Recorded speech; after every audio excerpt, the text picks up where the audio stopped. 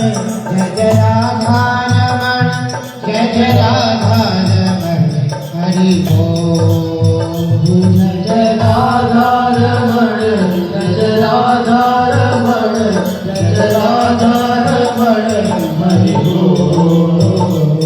जय राधा रमण हरि बोल। जय जय राधा रमण हरि बोल। जय राधा हरि बोल। जय जय राधा रमण हरि बोल। जय जय राधा रमण हरि बोल। जय जय राधा रमण हरि बोल। जय जय राधा रमण हरि बोल। जय जय राधा रमण हरि बोल। जय राधा रमण हरि बोल। जय जय राधा रमण हरि बोल। जय राधा रमण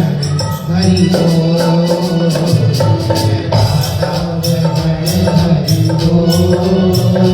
जय जय राधा रमण हरि बोल।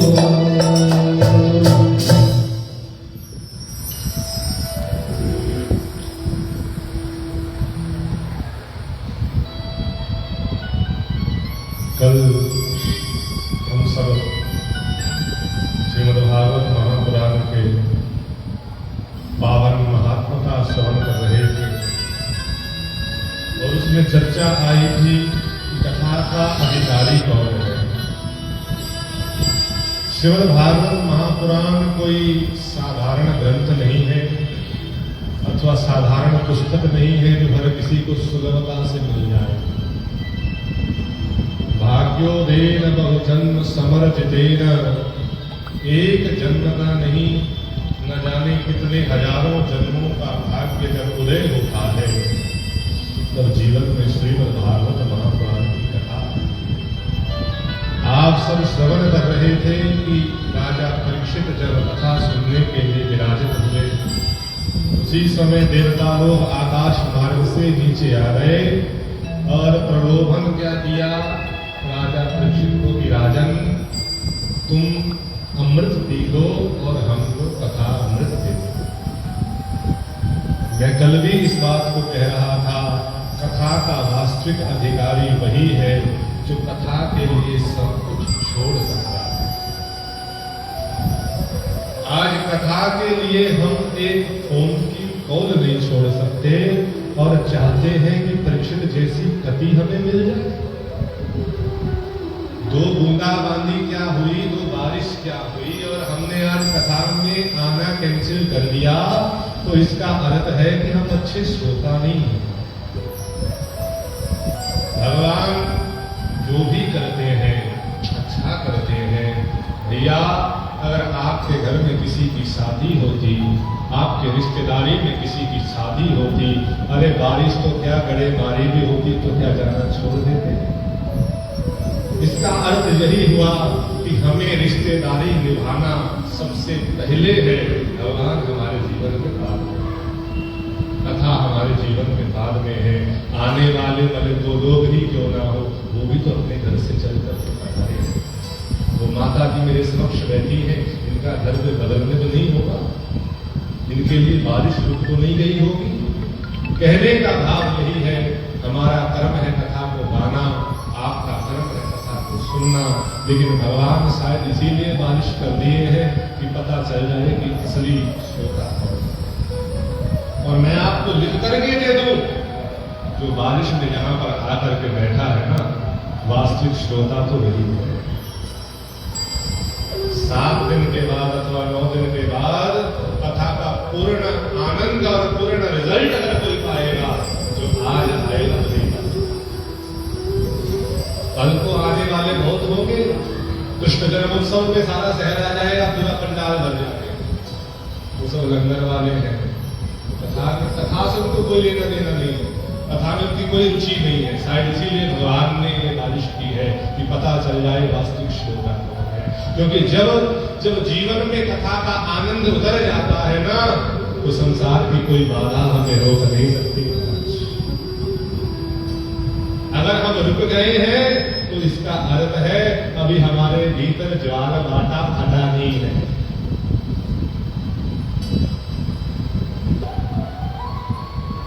जब पानी का बहाव बढ़ता है ना महाराज, तो बड़े बड़े बांध में तोड़ देता है। अगर बांध नहीं टूट रहे तो समझो अभी पानी का बहाव है।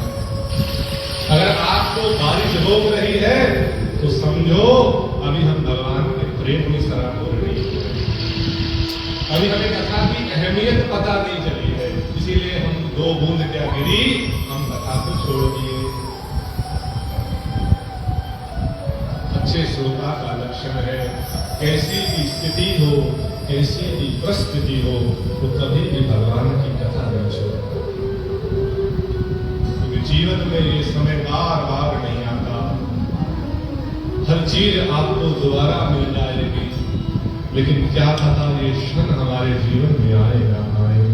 क्षण बंधुर जीवन की कलिका, कल प्राप्त को जाने खिले न खिले।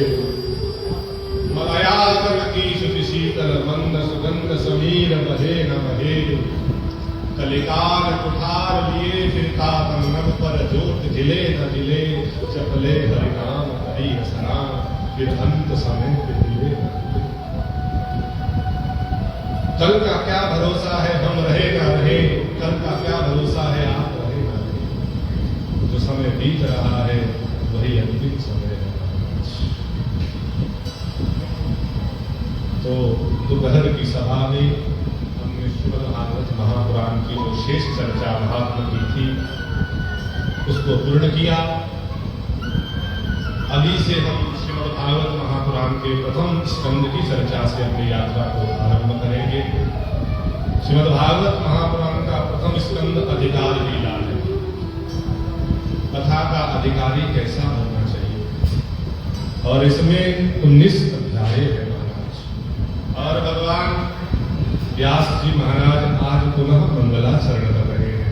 देखिए, जीवन में मंगलाचरण करना चाहिए। मंगलाचरण का अर्थ है मंगल प्लस आचरण। हर अवस्था में मंगलाचरण होना चाहिए। देखो, हम भी व्यासपीठ पर बैठते हैं तो पहले मंगलाचरण करते हैं। मंगलाचरण का अर्थ है अपना सब कुछ भगवान को सौंप देना कि ठाकुर जी मैं आपके भरोसे इस नदी पर बैठा हूँ, अब मेरे मुख से जो लफ्ज, मेरे मुख से जो भी निकालना है वो आपने ही निकालना है। मुझे में ऐसी सामर्थ्य नहीं है कि मैं इस कथा को गा सकूं, ना तो मुझे में ऐसी सामर्थ्य है कि मैं कथा को गा सकूं, और ना आप में ऐसी सामर्थ्य है कि आप कथा को सुन सकें। क्योंकि हर जीव में मेरा गोविंद बैठ करके खुद ही बुलवाता है और खुद ही सुनता है। वही मेरे बीच में बैठ करके बुलवा रहा है और वही आपके बीच में बैठ करके सुन रहा है। श्रीमद् भागवत के प्रथम अध्याय में मंगलाचरण करते हुए श्री व्यास जी महाराज लिखते हैं, जन्माद्यस्य यतोऽन्वयान्तरतश्च चार्थश्वविद्यस्वरा तेने ब्रह्महृदाय आदिकवये मुह्यन्ति यत्सूरयः तेजो वारिमृतां यथा विनिमयो यत्रेति सर्गो मृषा धाम्ना स्वेन सदा निरस्तकुहकं सत्यं परं धीमहि। श्रीमद्भागवत के प्रथम अध्याय का प्रथम श्लोक, जिसकी शुरुआत होती है जन्म से। जन्माद्यस्य यतोऽन्वयादितरतश्च। प्रथम श्लोक का प्रथम शब्द जन्म। और श्रीमद् भागवत के अंतिम अध्याय का अंतिम पृष्ठ का अंतिम शब्द परम। नमामि हरिं परम। भागवत की शुरुआत होती है जन्म से और भागवत की समाप्ति होती है परम। मानस की शुरुआत होती है, मानव जो मानस है वो हमें मानव बनाने के वर्ण से शुरू होता है, वर्णानाम उपसंहारम, और अंतिम शब्द मानवा। मानस हमको मानव बनाने के लिए है। राम कथा हमको मानव बनाने के लिए है कि हमारा वर्ण मानव का बन जाए। लेकिन भागवत की कथा, हमारा जन्म हुआ है तो परम को प्राप्त करने के लिए। देखो, जन्म तो बिल्ली का भी हुआ है, जन्म 84 लाख योनियों में कुकर शूकर आदि सभी का हुआ है। जन्म हमारा भी हुआ है, लेकिन जन्म लेने का एक ही हमारा उद्देश्य है। वो क्या है कि हम जन्म लेकर के परम को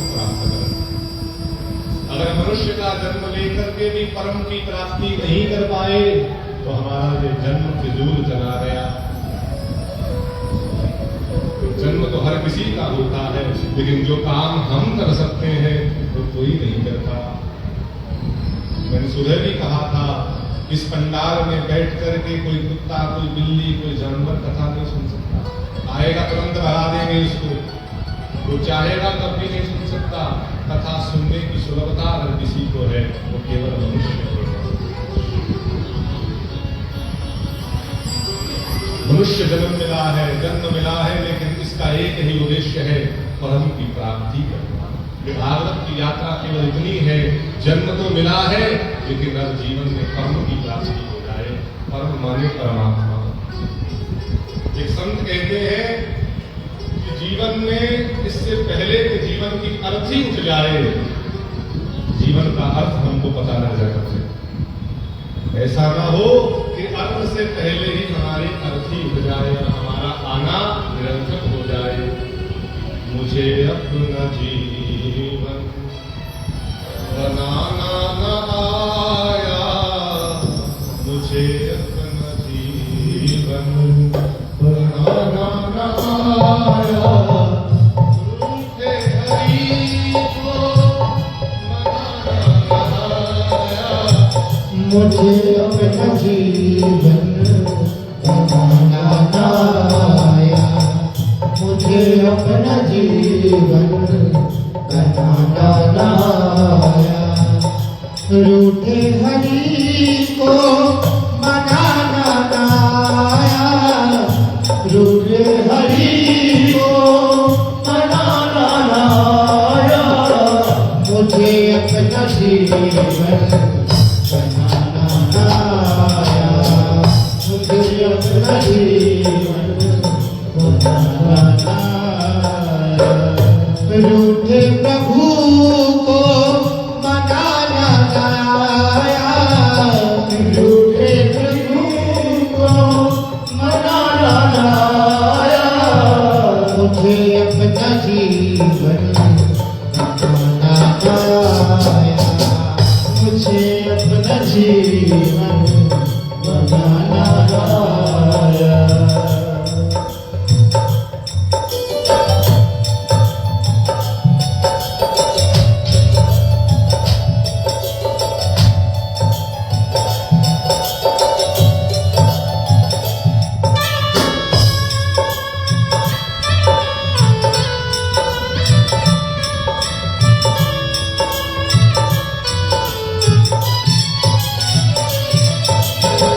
भटकती रही दुनिया वालों के दर पर, भटकती रही दुनिया वालों के दर पर।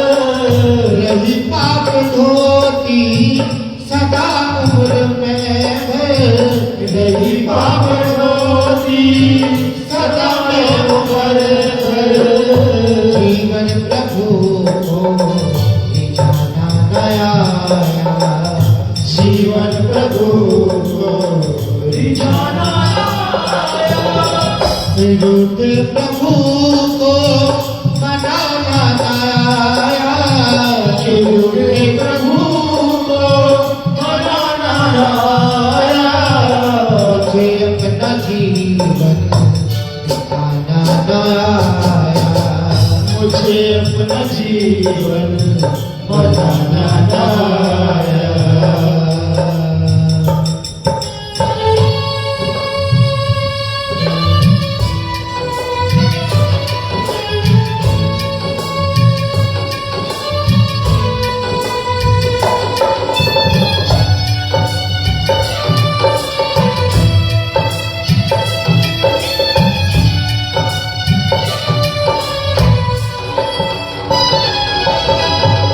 किसी काम न आई मेरी कमाई, किसी काम आई मेरी कमाई। हरि नाम बिने मैंने जीवन गवाई, हरि नाम बिने मैं जीवन गवाई। हरि नाम बिने मैंने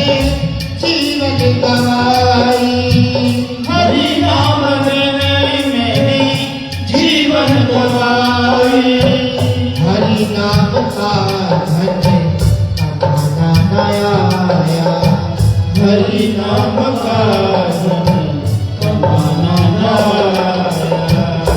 रूठे प्रभु को मनाना आया। रूठे प्रभु को मनाना आया। मुझे अपना जीवन बनाना आया। मुझे अपना जीवन बनाना आया। मुझे अपना जीवन बनाना आया। मुझे अपना जीवन बनाना न आया, पर रूठे हरि को मनाना न आया। ये जीवन पाकर के अगर हम भगवान के नहीं हो सके तो ये जीवन, ये जन्म लेना निरर्थक हो जाएगा। इंग्लिश अल्फाबेट के 3 शब्द हैं, बी, सी और डी। बी माने बर्थ और डी माने डेथ, जन्म और मृत्यु। इसके बीच में एक शब्द है सी। सी माने क्राइस्ट। हम क्राइस्ट को अपने भगवान मान लें तो कहने का भाव है जन्म भी हुआ है और मृत्यु भी होगी। जो बीच वाली सी है उसको प्राप्त करने जन्म मृत्यु होने से पहले, यही भागवत हमको सिखाती है। जन्म भी सुनिश्चित है, जब होना था तब हुआ है। मृत्यु भी अकाट सत्य है, जिस दिन होनी है उस दिन होकर के ही रही है। लेकिन इससे पहले वो मृत्यु का दिन निकट आ जाए, उससे पहले हम बिहारी जी से साक्षात्कार कर लें, उससे पहले कुछ बातें गोविंद से कर लें। यही लक्ष्य है इस श्रीमद् भागवत। अगर आप ये विचार करके यहाँ आते हो कि भागवत आपको पोता देगी, भागवत आपको नौकरी देगी, तो ये भागवत का फल नहीं है। भागवत तो आपको भगवान देने में सामर्थ्य है। भगवान को स्वयं गोविंद को ला करके आपकी गोद में बिठा देती है। महाराज ऐसी कथा है श्रीमद् भागवत। तो व्यास जी लिखते हैं मैं सत्य रूपी परमात्मा का ध्यान करता हूं। सत्यम परम धीमहि। देखिए आज न जाने कितने भगवानों के नाम हमने रख लिए। नाम भी हम रखते हैं और संग्राम भी हम करते हैं। कोई कहता है भगवान राम को मानने वाला कहता है भगवान राम बड़े हैं। श्री कृष्ण को मानने वाले कहते हैं श्री कृष्ण बड़े हैं। महादेव को मानने वाले कहते हैं महादेव बड़े हैं। तो व्यास जी ने कह दिया कि अगर मैं यहाँ पर कृष्णम परम धीमहि लिख दूंगा तो राम वाले कहेंगे कृष्ण कथा है। अगर मैं यहाँ पर महादेव परम जी लिख दूंगा तो भगवान श्री कृष्ण वाले मानेंगे कि ये व्यास जी तो भगवान भोलेनाथ को प्रणाम कर रहे हैं। मैं ऐसा कुछ करूं कि इसके दरवाजे चारों ओर से खुल जाएं, तो ये ना माने कि ये श्री कृष्ण कथा ही है। बोले मैं सत्य स्वरूप का ध्यान करता हूं। अब आपसे प्रश्न है, चाहे कोई राम को मानता है, चाहे कोई कृष्ण को मानता है, सत्य को तो सब मानते हैं ना। राम भी सत्य है, कृष्ण भी सत्य है, भगवान विश्वनाथ भी सत्य है। यहाँ तक कि हम किसी और धर्म की बात भी करें तो वहां सत्य को तो माना ही जाता है। मुसलमान भी सत्य को तो मानते ही है, हमारा सिख संप्रदाय सत्य को तो मानता ही है। तो व्यास जी ने लिख दिया सत्यम परम धीमहि। मैं सत्य स्वरूप भगवान का ध्यान करता हूँ। यहाँ तो मंदिर का नाम ही सत्यनारायण मंदिर है। तो कहने का अर्थ है सत्यनारायण मतलब बोले सत्य ही नारायण स्वरूप है। किसी ने गांधी जी से पूछा कि आपके इष्ट कौन है, आप किनको मानते हैं? तो राष्ट्रपिता गांधी जी कहते हैं truth I choose is my God. सत्य ही मेरा परमात्मा है। और सत्य स्वरूप परमात्मा से हम कितना दूर चले गए। मैं कल भी बात कर रहा था कि महाराज झूठ कब बोला है, ये अभी किसी को पूछ लो कहेगा अभी 10 मिनट पहले बोला है। और किसी को पूछा जाए कि सत्य आखिरी समय कब बोला था तो उसको याद करना पड़ेगा। जीवन में सत्य चला गया। सत्य कोई और नहीं, सत्य भगवान का स्वरूप। भगवान सत्य स्वरूप है। सत्य स्वरूप भगवान का ध्यान हम सबको बतलाया है व्यास जी महाराज ने कि जीवन में सत्य को उतारो, जीवन में भगवान की सत्य स्वरूप की उपासना करो। जो व्यक्ति सत्य पर चलता है उसके जीवन में मुश्किलें खूब आती हैं, लेकिन वो कभी पराजित नहीं। भगवान राम के जीवन पर दृष्टि रखें तो भगवान राम जो एक राजा के बेटे थे, महाराज एक करोड़पति घर के बच्चे को कोई कहे कि तू जंगलों में रह जा करके नंगे पांव और फल फ्रूट खा करके रहे तो वो सह सकता है। एक सत्य की रक्षा के लिए भगवान अपने महल को छोड़ करके महाराज जंगलों में रहते हैं, केवल सत्य की रक्षा, अपने पिता के वचन की रक्षा के लिए। इतनी पावर होती है सत्य में। जो व्यक्ति सत्य में चलता है सत्य कभी उसको हारने नहीं देता। जीवन में सत्य को उतारिए, सत्यम परम धीमहि। दूसरे श्लोक में भगवान व्यास लिखते हैं भागवत क्या है, बोले निगम का ये फल है, ये वेदों का पका हुआ फल है। बोले इसको खाना है, बोले खाना नहीं है। पिबत भागवतम रसमालय, इसको पीना है। किसी ने कहा अरे फल है तो फल तो खाया जाता है, कौन सा फल है जो पिया जाता है? तो व्यास जी कहते हैं उस फल को खाया जाता है जिसमें कुछ त्याज्य हो। किसी फल में गुठली होती है, किसी फल में छिलका होता है, उस फल को खाया जाता है जिसमें कुछ त्याज्य हो, कुछ छोड़ने वाली वस्तु हो, गुठली हो अथवा छिलका कुछ भी हो। लेकिन जिसमें कुछ त्याज्य ही नहीं है, जिसमें कुछ फेंकने वाला है ही नहीं, वो तो बना बनाया जूस आपको दे दिया। ये भागवत और क्या है? बोले भागवत आपको जूस बना करके भगवान ने दे दिया, इसको कुछ पीना है। कब तक? बोले जब तक हमारा मोक्ष ना हो जाए, जब तक जन्म जन्म की दौड़ खत्म ना हो जाए और हम गोविंद के चरणों तक ना पहुंच जाए, तब तक इसको पीजिए। पिबत भागवतम रसमालयम मुहुरहो रसिका भुवि भावुका।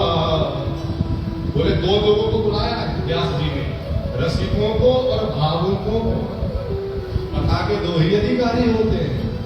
और गोस्वामी जी लिखते हैं राम कथा के अधिकारी, राम कथा के अधिकारी, जिन सत्संगत है अति प्यारी, जिन सत्संगत है अति प्यारी। राम कथा के देही अधिकारी, जिन सत्संगत है अति प्यारी। भगवान सुखदेव कहते हैं, भगवान व्यास कहते हो रसिको ओ भावुको आ जाओ, यहाँ प्याऊ खुल गया है। देखिए भागवत क्या है? भागवत प्याऊ है। जब आप प्याऊ पे जल ग्रहण करने जाते हैं तो प्याऊ ये नहीं पूछता कि आप किस कास्ट से हैं। आप ब्राह्मण हैं तो तभी आपको जल पिलाऊंगा, आप क्षत्रिय हैं तो आपको तभी जल पिलाऊंगा, आप नीच जाति के हैं तो मैं आपको नहीं पिलाऊंगा। ये कथा का पंडाल ऐसा है महाराज, यहाँ कोई नीच नहीं, कोई बात नहीं, कोई जात नहीं, यहाँ सब श्रोता है। व्यास जी कहते रसिको आओ, यहाँ प्याऊ खुला है कृष्ण कथा का, और आकर के इस कथा का पान करो। रसिको को क्यों बुलाया? बोले जिसको भगवान का चस्का लग गया हो वही इस कथा की महिमा को समझ सकता है। यहाँ विषयों का नाम नहीं है। हमारे यहाँ मानस में भी आरती में लाइन आती है विषय रस की। राम कथा कैसी है? बोले विषय रस की। विषयों को, विषय वालों को तो फीकी लगेगी। वो कहेंगे अरे क्या कहाँ से कोई आ जाता है, दिमाग खाने वृंदावन से हर साल आ जाता है, हमको सोने नहीं देता, पता नहीं क्या मतलब करते। ऐसे भी लोग मिलेंगे आस पड़ोस में। जिन्होंने कभी भगवान के रस का चस्का नहीं लिया महाराज, उनको ये फीका लगता है। इसीलिए व्यास जी कहते हैं रसिको आ जाओ, और दूसरा और किसी को बुलाया, बोले भावुको आ जाओ। कथा के दो ही अधिकारी हैं, या तो रसिक बन करके यहाँ बैठिए और या फिर भावुक बन करके। मुझे लगता है आज मुझे कथा सुनाने में ज्यादा आनंद आ रहा है, भीड़ की वजह से आज बहुत सुनने वाले बढ़िया आनंद से बैठे हैं, बहुत अच्छी बात है। या तो रसिक बन करके कथा को सुनिए। देखिए, वक्ता का मुख जो है वो श्रोता की तरफ है और श्रोता के मुख से ही पता चल जाता है कि कथा कैसी चल रही है। अगर श्रोताओं को समझ लग रही है तो वक्ता का अपने मन करता है कि मैं और सुनाऊं और सुनाऊं और सुनाऊं, और अगर श्रोता इधर उधर झांकते रहते तो वक्ता भी टाइम पास करता है, नहीं सुनने वाले तो काम खत्म। आप सीमत आए हैं लेकिन बहुत अच्छा लग रहा है। मुझे लगता है कल भीड़ थी तभी मुझे आनंद सुनाने में नहीं आया था जितना आ रहा, क्योंकि सुनने वाला भले एक ही हो। व्यास जी के सामने, सुखदेव जी के सामने लाखों नहीं रहते, केवल परीक्षित के लिए वो कथा। वैसे ही ऐसे ही सुनिए, बहुत आनंद आ रहा है। भावुक बन करके सुनिए महाराज, कथा का आनंद तो भावुक ले सकता है। भगवान की कथा को ऐसे सुनिए कि जैसे सन्मुख हमारे भगवान की लीला चल रही है। आपको इतना आनंद आएगा, इतना आनंद आएगा कि आप अपने आंसुओं को रोक नहीं पाएंगे। जिस दिन कथा में बैठ करके भगवान का चिंतन करके आपकी आंख गीली हो गई, उस दिन समझना कि मैं कथा सुन करके आया। सबसे बड़ी उपलब्धि है कथा की। वक्ता गाता गाता रोने लग जाए और श्रोता सुनता सुनता रोने लग जाए तो इसे ही तो कृष्ण कहते हैं। और कृष्ण क्या है? आनंद स्वरूप श्री कृष्ण है। जिस दिन उसकी याद करते करते दोनों की आंख भीगने लग जाए तो समझ लेना आज कृष्ण की प्राप्ति हो। भगवान व्यास लिखते हैं कि हे भावुको और हे रसिको आ जाओ। और फिर भगवान सावधान करते हैं। भगवान व्यास कहते हैं कि आजकल लोग भगवान से सौदेबाजी करने लगे। धर्म प्रोजित कैतवो अत्र परमो निर्मत्सराणाम सता। तो भगवान से जो कपट किया जाता है उससे प्रेम में खटास आती है। आज लोग मंदिर में रोज जाते हैं, कईयों का नियम है बिन नागा जाते हैं, लेकिन मंदिर में जाने से पूर्व पूरी लिस्ट तैयार होती है कि मैंने आज मांगना क्या। जिस दिन हम मांग लेकर के भगवान के पास जाते हैं उस दिन मुझे नहीं लगता कि गोविंद हमें देखते हैं। तो कभी कभी चाहे तो हो सकता है कि ठाकुर जी देख ले कि चलो कभी मांगता नहीं, आज कुछ जरूरत होगी तो मांग नहीं होता। लेकिन जो बड़ी बड़ी लिस्टें रोज लेकर के जाता है, मुझे नहीं लगता कि गोविंद उसको देखता होगा। आप दुनियादारी को लेकर के कोई आपका बहुत अच्छा मित्र हो, आप रोज उसके पास जाओ, उसको कहो भाई 500 रुपया देना, वो एक दिन दे देगा। दूसरे दिन उसके पास जाओ, भाई 500 देना, दूसरे दिन भी वो दे देगा। अब आप उसके पास रोज ही जाने लग जाओ तो आपको देख करके इधर उधर हो जाएगा, महाराज रोज ही आ जाएगा। अगर जगत व्यवहार में ऐसा हो सकता है तो भगवान को उस दर्शनार्थी की वेट करते रहते हैं, इंतजार करते रहते हैं, भाई कोई मुझे मिलने के लिए तो आए। सब मांगने वाले हैं। गोविंद तो उसको देखने के लिए खड़े रहते हैं कि कौन मुझे मिलने के लिए आया है, कौन मेरे लिए आया है। किसी ने बिहारी जी से पूछा, बिहारी जी आप सदा खड़े क्यों रहते हैं, कभी बैठते क्यों नहीं? भगवान श्री राम का दरबार आपने देखा होगा, माँ सीता के साथ भगवान कभी विराजमान होते हैं किसी स्वरूपों में। कई स्वरूपों में लक्ष्मी नारायण आराम से शेष सैया पर विराम अवस्था में होते हैं। लेकिन बिहारी जी कभी आपकी कोई ऐसी मूर्ति, कोई ऐसी प्रतिमा नहीं देखी जिसमें आप बैठे हो। ठाकुर जी क्या आप कभी थकते नहीं? क्या आप हमेशा खड़े रहते हो? आपके खड़े रहने का कारण क्या है? तो भगवान कहते हैं मेरे खड़े होने के दो कारण है। मेरे भक्त इतनी दूर दूर से चल करके आते हैं, क्या मैं उनके लिए खड़ा होकर के उनका स्वागत भी नहीं कर सकता? मेरा भक्त कब मुझे पुकार ले, कब कोई शबरी मुझे पुकार ले, कब कोई मीरा मुझे पुकार ले, मुझे खड़े होने में भी वक्त ना लगे, इसलिए हमेशा ऐसे दीन दयाल भगवान को मिलने जाओ तो अपनी मांगों को घर में रख करके जाया। उसे हमें कब क्या चाहिए, कितना चाहिए, अपने से बेहतर हो जाए। उतना हम सोच ही नहीं सकते जितना देने के लिए तैयार है महाराज। कभी घर में बैठ करके हिसाब लगाना, उसने हमें करोड़पति बना करके भेजा है। एक आंख किसी की खराब हो जाए तो डॉक्टर 60,000 मांगते ऑपरेशन करने का। एक किडनी किसी की फेलियर हो जाए तो 6-7 लाख लग जाते हैं किडनी को दोबारा दुरुस्त करने के लिए।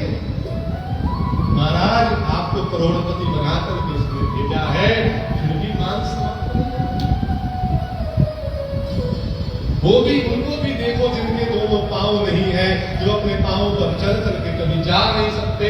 अरे भगवान की कृपा नहीं तो और क्या है कि आप दोनों पांव पर चल करके कथा में बैठे, फिर भी मांग समाप्त नहीं होती। उनको भी देखो जो अपनी आंखों से देख नहीं सकते, और हम इतने सौभाग्यशाली हैं, हम नित्य बिहारी जी का दर्शन करने योग्य हैं।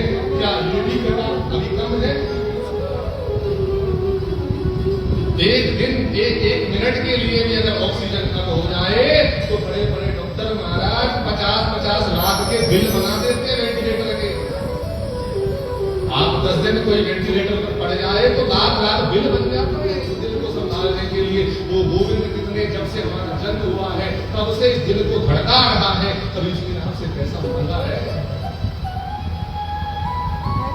फिर भी हमारी मांग समाप्त नहीं होती। फिर भी हम मांगने ही भगवान के पास जाते हैं कि ठाकुर जी हमें ये दे दो, हमें वो दे दो। मेरी आपसे प्रार्थना है, बड़े समझदार श्रोता हैं आप, तभी आप यहाँ पधारे हैं। आपसे विनम्र प्रार्थना है, अपनी मांगों को समाप्त करो। अगर भगवान के चरणों की प्रीति, अगर भगवान के चरणों का प्रेम पाना चाहते हैं तो अपनी मांगों को समाप्त कर दें। भगवान के पास जाओ तो ठाकुर से कहो कि प्रभु जिसमें मेरा हित हो, जिसमें मेरा परम हित हो, आप वही करिएगा। जय विधि हो या नाथ हित मोरा, परम सुबेगी दास मैं तो। मैं आपके चरणों का दास हूं, मेरा हित और मेरा अनहित आपके हाथ में है। आप मुझे जहां रखेंगे मैं वहीं सुरक्षित हूं। मेरा भला किसमें है, मेरा बुरा किसमें है, ये आपसे बढ़कर के कोई जान नहीं सकता। और मैं इतना सक्षम नहीं हूं कि मैं अपनी अच्छाई और बुराई को समझ सकूं। इसलिए मेरे जीवन का भार आपके हाथों में है। आप मुझे जहां बिठा देंगे नाथ, मैं वहीं बैठ जाऊंगा। आप मुझे जहां रख देंगे मैं वहीं रहूंगा। ऐसा सरेंडर आप जिस दिन कर लोगे, भक्ति का आनंद उसी दिन। ऐसी शरणागति जिस दिन हमारी दिल से हो जाएगी, उस दिन भक्ति की शुरुआत होगी। जब तक मांग बनी रहेगी तब तक प्रेम नहीं बन सकता। लोग 10 रुपए की धूप जलाते हैं और मांग 10 लाख की होती है। ये कपट नहीं तो और क्या। लोग तो मन्नत मांगते हैं, महाराज मां मुरादे पूरी कर दे, हलवा बांटूंगी।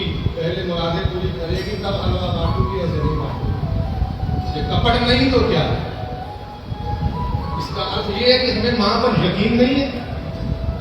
मां करेगी तो तभी हलवा बांटेगी।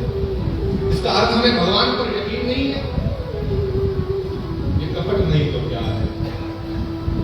एक कपट है जो बड़े से बड़े रिश्ते को चकनाचूर कर देता है। भगवान के चरणों में जाओ तो ये कपट लेकर के मत करना कि ठाकुर जी मैं 10 की चीज चढ़ा रहा हूं और मुझे 100 कर दो, बताओ। भगवान के आगे अपनी मांगों को रखना बंद कर दो और भगवान से कहो ठाकुर जी मैं कुछ मांगने के लिए नहीं आया हूं, मैं तो केवल आपका दर्शन करने के लिए आया हूं। जब ऐसा कहना शुरू कर दोगे तो गोविंद आपकी तरफ देखना शुरू कर देगा। राम कथा में भगवान श्री राम कहते हैं सन्मुख हो या जीव को कहीं जन्म कोटि विनाश ही। मेरे सन्मुख कोई जीव आता है तो मैं उसके करोड़ों जन्मों के अग को पाप को नाश कर देता हूँ। लेकिन सन्मुख में कभी किसी को होने देता हूँ जब वो बिना मांग के आता है। जब आता ही मुझे मांगने लग जाता है तो मैं उस जीव को देखता तक नहीं। ऐसा मत समझो कि हम बिहारी जी के चरणों में पहुंच गए, वृंदावन पहुंच गए, दर्शन बहुत सोने हो गए, बहुत सोने हो गए। अरे भैया तुमने देखा समझेगी जिस दिन उसने तुम्हें देख लिया। हम तो कई दिनों से देख रहे हैं, कई सालों से देख रहे हैं उसको, फिर भी हम वहीं के वहीं हैं, फिर भी कोई बदलाव हमारे जीवन में नहीं आया। क्यों? क्योंकि अब तक तो हम देख रहे हैं, बात तो उस दिन बनेगी जिस दिन बिहारी ने बनेगी। वृंदावन के महात्मा जो सूरदास थे, जन्म से दिखाई नहीं देता था उनको, वृंदावन में बिहारी जी का दर्शन करने के लिए गए, काफी भीड़ थी, धक्कामुक्की चल रही थी, उनके शिष्य भी उनको मिल गए और शिष्यों ने कहा गुरुजी एक बात पूछे। बोले बताओ। बोले आपको तो दिखाई नहीं देता, आप बिहारी जी का दर्शन करने आए? तो महाराज श्री ने एक बात बहुत अच्छी कही, बेटा मुझे दिखाई नहीं देता लेकिन बिहारी को दिखता है। कहने का भाव है जीवन में कपट छोड़ दीजिए, जीवन में मांग छोड़ दीजिए। जिस दिन मांग छूट जाएगी उस दिन आपका काम बन जाएगा। मंजिल दूर नहीं है, भगवान हमसे दूर नहीं है। जितना निकट भगवान हमारे हैं उतना निकट कोई भी नहीं। आप प्राणी भगवान को ढूंढने के लिए कहां कहां जाते हो? कोई हरिद्वार जाता है, कोई वृंदावन जाता है, कोई अयोध्या जी जाता है। मैं तो कहता हूं उतना निकट हमारे कोई भी नहीं है जितने परमात्मा है। बस ये है कि हमारी मांग हमें वहां तक पहुंचने देगी। हम मांगों के बिना जिस दिन मंदिर जाना चालू कर देंगे उस दिन हमारी गाड़ी सही रास्ते पर बढ़ जाएगी। व्यास जी कहते हैं मांगना छोड़िए, भगवान से कोई मांग ना हो। भगवान से केवल मांगना है तो इतना ही मांगिए कि ठाकुर जी आपके चरणों में मेरा अनन्य प्रेम बना रहे, आपके चरणों में मेरी अनन्य भक्ति बनी रहे। मेरे जीवन में कोई ऐसा दिन ना चढ़े जिस दिन में आपका दर्शन ना कर सके। हर रात्रि भगवान का नाम लेकर के आंखें मूंदिएगा, क्या पता कौन सी रात्रि हमारी आखिरी रात। हर दिन भगवान का दर्शन करिए, क्या पता कौन सा दिन हमारे जीवन का आखिरी दिन होता है। मेरी आपसे विनम्र प्रार्थना है, मांगों को छोड़ दीजिए। मांगना है तो केवल उसे मांगिए। ठाकुर जी हम आपको ही मांगने आए हैं, आप ही हमारे साथ हमारे हृदय मंदिर में बैठ करके हमारे साथ चलिए। भगवान को कोई सोने के मंदिर, कोई चांदी के मंदिर बनाता है, कोई भगवान को वो नहीं भाते हैं कि हम भगवान के लिए सोने का मंदिर बना दें, भगवान के लिए चांदी का मंदिर बना दें। भगवान कहते हैं मेरे लिए तो मन मंदिर ही सबसे उत्तम है। और सब लोग कहे खोले हैं मन मंदिर के द्वार, खोले हैं मन मंदिर के पधारो राधा संग सरकार, पधारो राधा संग सरकार। मंदिर के द्वार खुले हैं, मन मंदिर के द्वार।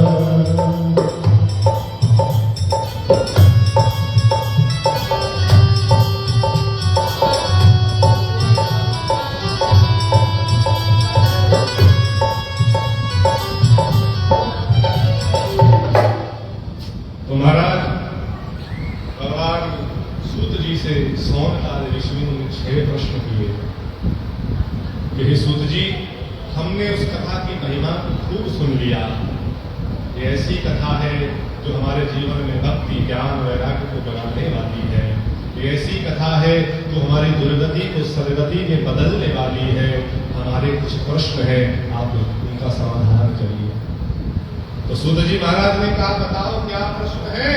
तो बोले हमारा पहला प्रश्न है किम श्रेय। श्रेय क्या है? जीवन का मकसद क्या है? कि हम मानव का चोला पहन करके यहाँ आए हैं। कल्याण किसे कहते हैं, श्रेय किसे कहते हैं, हमारे जीवन का परम उद्देश्य क्या है? तो सूत जी कहते हैं ऋषियों, जीवन को पा करके, मानव चोले को पा करके भगवान के चरणों में अनन्य भक्ति हो जाना ही जीवन का परम श्रेय है। बात वही जो मैं पहले कह चुका। मानव शरीर को पा करके भगवान का प्रेमी बन जाना ही इस जीवन का श्रेय है।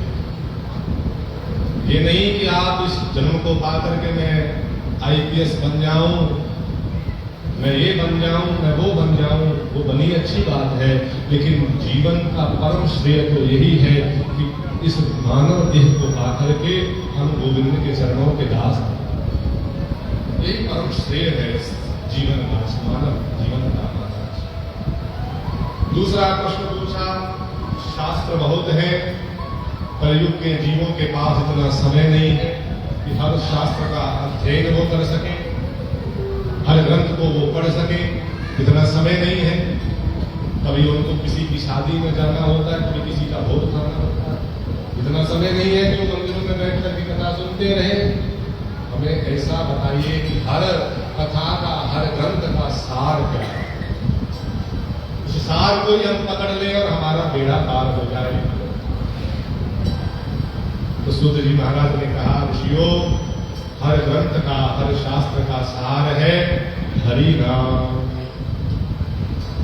हरि नाम हर ग्रंथ का, हर शास्त्र का सार है। हम ग्रंथों को लेकर के यहां से वहां नहीं जा सकते। अब कोई किसी को कहे कि पूरे ग्रंथों को ढो करके कहीं ले चलो, कहीं घूमने चलो, तो साथ में ले चलो, नहीं संभव है। हमारे पास इतना समय नहीं कि हमारे ग्रंथ को खोल करके रोज उनका अवलोकन हो, रोज उनका दर्शन, रोज उनका वंदन स्पर्श और करें। लेकिन एक राम नाम, एक कृष्ण नाम ही ऐसा है जो हर घड़ी हर समय हमारे साथ रह सकता है। अगर आप चाहो कि राम कथा रामायण हमेशा हमारे साथ रहे तो संभव नहीं है। आपके घरों में रामायण होगी, लेकिन हर समय आपके पास रहेगी, संभव नहीं। लेकिन भगवान का नाम एक ऐसा है जो हर समय, हर पल हमारे साथ रह सकता है। आपको कोई कथा पढ़नी हो अथवा कोई ग्रंथ पढ़ना हो तो उसके लिए आपको पहले नहाना पड़ेगा, पहले शुद्ध होना पड़ेगा, फिर आपको संस्कृत का ज्ञान होना चाहिए। कई कुछ उसमें फॉर्मेलिटीज हैं जो आपको करनी पड़ेगी, फिर जाकर के आप ग्रंथ के पढ़ने के अधिकारी होंगे। लेकिन एक भगवत नाम ही ऐसा है जिसके लिए कोई नियम नहीं है। चाहे सो रहे हो, चाहे लेटे हो, चाहे खा रहे हो, जैसे मर्जी, राधे राधे गोविंद गोविंद राधे राधे गोविंद गोविंद राधे राधे गोविंद गोविंद राधे राधे राधे गोविंद गोविंद राधे राधे राधे गोविंद गोविंद राधे राधे राधे गोविंद गोविंद राधे राधे राधे गोविंद। सब शास्त्रों का सार है हरि नाम। हरि नाम को सदैव अपने मुख पर रखिए।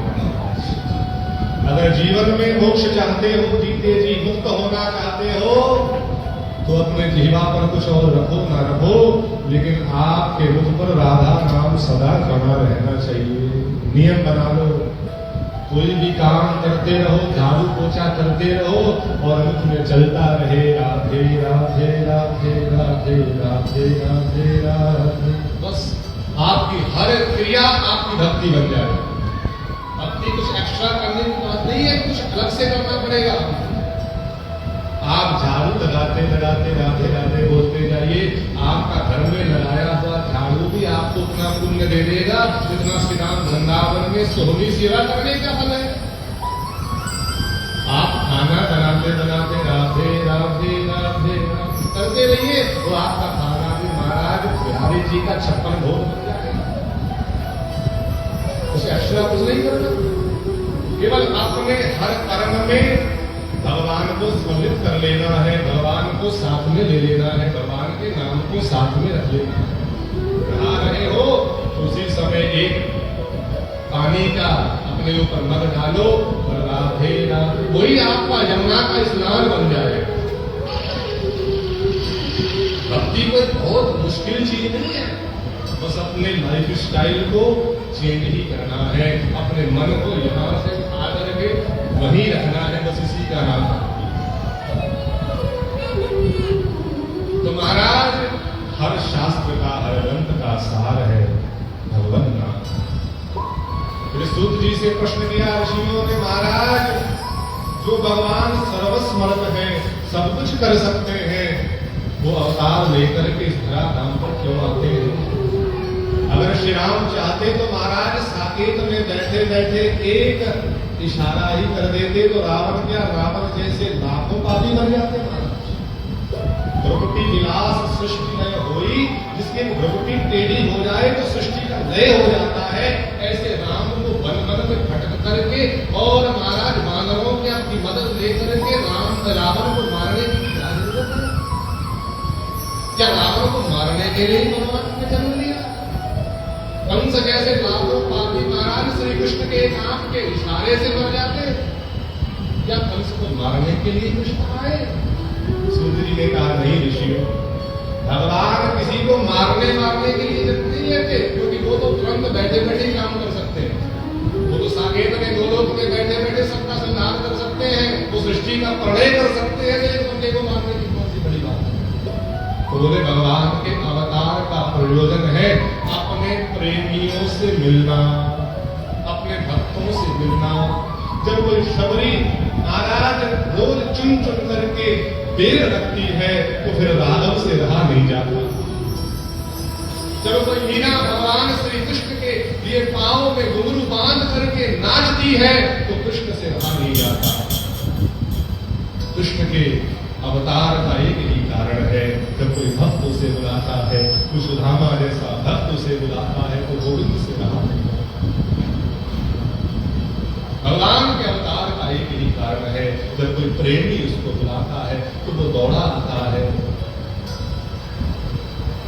अब किसी ने पूछा कि भगवान को चलो दर्शन देने तो आते हैं, लेकिन भगवान फिर रावण कंस आदि को मारकर भी तो जाते हैं। तो संत इसका समाधान करते हैं। देखिए, आपको एक उदाहरण के तौर पे बताऊं, आप समझ जाएंगे। कोई व्यक्ति विदेश में रह रहा है, कनाडा में कोई व्यक्ति रह रहा है, वो इंडिया में आ रहा है, उसका घर मानो इंडिया में भी है, वो कनाडा में इस समय रह रहा है, वो अपना टिकट विकट लेकर के सब इंडिया में आता है। इंडिया में क्या लेने आता है? वो अपने रिश्तेदारों को मिलने के लिए तो आते हैं। बाहर से लोग जो आते हैं मिलने गिलने के लिए तो आते हैं। वो इतना पैसा लगा करके लगभग 50-60 हजार रुपए की टिकट खर्च करके इंडिया में आता है सबको मिलने के लिए। लेकिन जब वो अपने घर को जो कई महीनों से कई सालों से बंद था, उसका दरवाजा खोलता है तो क्या देखता है कि घर में बड़े बड़े जाले लगे हुए हैं, सफाई नहीं हुई है। तो वो फिर क्या करता कि भाई आए तो हुई है, चलो घर में सफाई भी करते जाए। लेकिन इसका अर्थ ये नहीं कि वो झाड़ू लगाने के लिए इंडिया आया। समझ रहे हो ना बात मेरी? वो आया तो मिलने के लिए था, लेकिन उसने सोचा कि घर गंदा है तो चलो जाते जाते सफाई कर ले। भगवान भी इसीलिए आते हैं। आते तो वो किसी शबरी के लिए है, आते तो वो किसी सुदामा के लिए है, आते तो वो किसी प्रहलाद ध्रुव के लिए है। लेकिन जब देखते हैं कि मेरे घर में कंस जैसा जाला, रावण जैसा जाला लगा हुआ, चलो जाते जाते इनको समेट दे जाए। भगवान के आने का कोई प्रयोजन नहीं है। महाराज सूत जी से प्रश्न किया, महाराज भगवान के अब तक कितने अवतार हो चुके हैं? सूत जी ने कहा, महाराज इनकी कोई गिनती नहीं है। भगवान तो पल पल अवतार लेते हैं। हरि अनंत, हरि कथा अनंता, हरि भी अनंत है और हरि की कथा भी अनंत है। लेकिन फिर भी मुख्य रूप से भगवान के 24 अवतार हैं। कौन कौन से? बोले सबसे पहले भगवान संकालिक महर्षियों के रूप में आए। सनक, सनंदन, सनातन और सनत कुमार के रूप में पहले अवतार के रूप में भगवान आए। दूसरा अवतार भगवान का 12 अवतार हुआ। तीसरे अवतार में भगवान नारद के रूप में आए। चौथे अवतार में नर नारायण के रूप में भगवान आए और 5वें में कपिल देव बन करके आए। छठा अवतार भगवान का दत्तात्रेय रूप में हुआ। 7वां यज्ञ भगवान के रूप में। इस प्रकार भगवान के 24 अवतारों का नाम सूत्री महाराज ने बताया। देखिए, हमारे यहाँ यज्ञ भी नारायण है। यज्ञ कोई ऐसा नहीं कि पतंजलि जला करके स्वाहा स्वाहा स्वाहा स्वाहा कर दिया। यज्ञ नारायण स्वरूप है। और महाराज हर घर में, मैं ये तो नहीं कहता कि हर रोज करो, वैसे तो हर रोज भी हमारे यहाँ यज्ञों का नियम है, हर रोज यज्ञ करते हैं करने वाले। मैं ये तो नहीं कहूंगा कि रोज करो, क्योंकि इतने सामर्थ्य, इतना समय भी हमारे पास नहीं होता है। हम सब काम धाम वाले व्यक्ति हैं। मैं ये भी नहीं कहूँगा कि महाराज हर महीने करो, कम से कम साल में 2 बार हर हिंदू के, हर सनातनी के घर में यज्ञ होना चाहिए। और यज्ञ से जो ऑक्सीजन पैदा होती है, लोग तो आज क्या करें, धुआं अंदाजी, महाराज उनको कौन समझाए, इतनी शुद्ध ऑक्सीजन यज्ञ से निकलती है, इतनी शुद्ध ऑक्सीजन जहाँ यज्ञ होता है वहां पे दूर दूर का जितना भी वातावरण है सब एकदम शुद्ध हो जाता है। लेकिन एक शर्त है कि आपका यज्ञ शुद्ध देसी गाय के घी से होना चाहिए, जो आज मिलना बहुत कठिन है, क्योंकि आज हमने गौ माता को छोड़ दिया। पहले के घरों में लोग गौ माता का पालन करते थे, घर में खाने के लिए खूब दही लस्सी छाछ होती थी, लेकिन आज हम पैकेट बंद लस्सियां पीते हैं। और महाराज लस्सी की जरूरत नहीं पीते आजकल, तो कौन सी रेड बुल पीनी है हमारे। आजकल के बच्चों को लस्सी का स्वाद और छाछ का स्वाद मालूम ही नहीं है। किसी को लस्सी पिला दो तो कहता है मेरा पेट खराब हो जाएगा। अरे भैया तुम्हारा रेड बुल से पेट खराब नहीं होता। आज हमने अपना भारतीय खान पान छोड़ दिया। हमने गौ माता को घर से निकाला, कोई इतनी बड़ी बात नहीं थी, हमने गौ माता को अपने हृदय से निकाल दिया। आज हिंदू के पास इतना समय नहीं है कि एक रोटी गौ माता के मुख में जाकर के दे आए। किसी को पूछो कि गौ माता के लिए प्रथम रोटी निकाला करो, निकालते हैं जी, कहाँ पड़ी है, कहाँ पड़ी है, उसमें चीटियां लगी हैं। 10 दिन बाद जब गौशाला का चक्कर लगता है तब जाकर के जब पापड़ बन जाती है तब जाकर के गौ माता के आगे ऐसे फेंक देते हैं, तुमको कोई पापड़ खिलाए खा लो। उनको तो गर्मा गर्म रोटी चाहिए, थोड़ी सी ठंडी रोटी तो अरे रोटी गर्म दो। क्या गौ माता हमारी मां नहीं है? उसको पशु समझ करके ही कसम को रोटी देते जा रहे हैं। गौ माता को घर से निकाला कोई बहुत बड़ी बात नहीं थी, गौ माता को हिंदुओं ने दिल से निकाल दिया। आज बड़ी बड़ी गाड़ियां खड़े करने के लिए लोग रेंट पर भी महाराज स्टोर ले लेते हैं, लेकिन गौ माता का नाम ले तो बहाना क्या है, घर में जगह नहीं है महाराज जी, कहाँ रखे। किसी को बोलो ड्राइवर गाड़ी देता हूँ तुमको मैं रखने के लिए, जगह व्यवस्था कर लोगे, अभी कर लेंगे महाराज, लेके आओ आप। गाड़ियां तो 3 भी दे दो तभी व्यवस्था हो जाए, लेकिन गौ माता के लिए जगह नहीं है। बात उस जगह की नहीं है, जगह यहां नहीं है। यही कतार महाराज खाली कहानियां सुना करके जाने वाला पता नहीं हूं मैं कि खाली आपको कहानी सुनाई और भेज दिया जैसे आराम जाओ। कुछ बदलने के लिए यहाँ बैठे हैं, 9 दिन मिले हैं नया जीवन पाने के लिए। मेरी एक भी बात कहीं आपको टच कर रही तो मेरा कहना सार्थक हो जाएगा। मैं आपकी एक ही आदत को बदल दूं तो मैं अपने आप को भाग्यशाली समझूंगा। आपकी दक्षिणा मेरे लिए यही होगी कि आप एक एक आदत अपनी बदल दें, इससे ऊपर मेरे लिए दक्षिणा।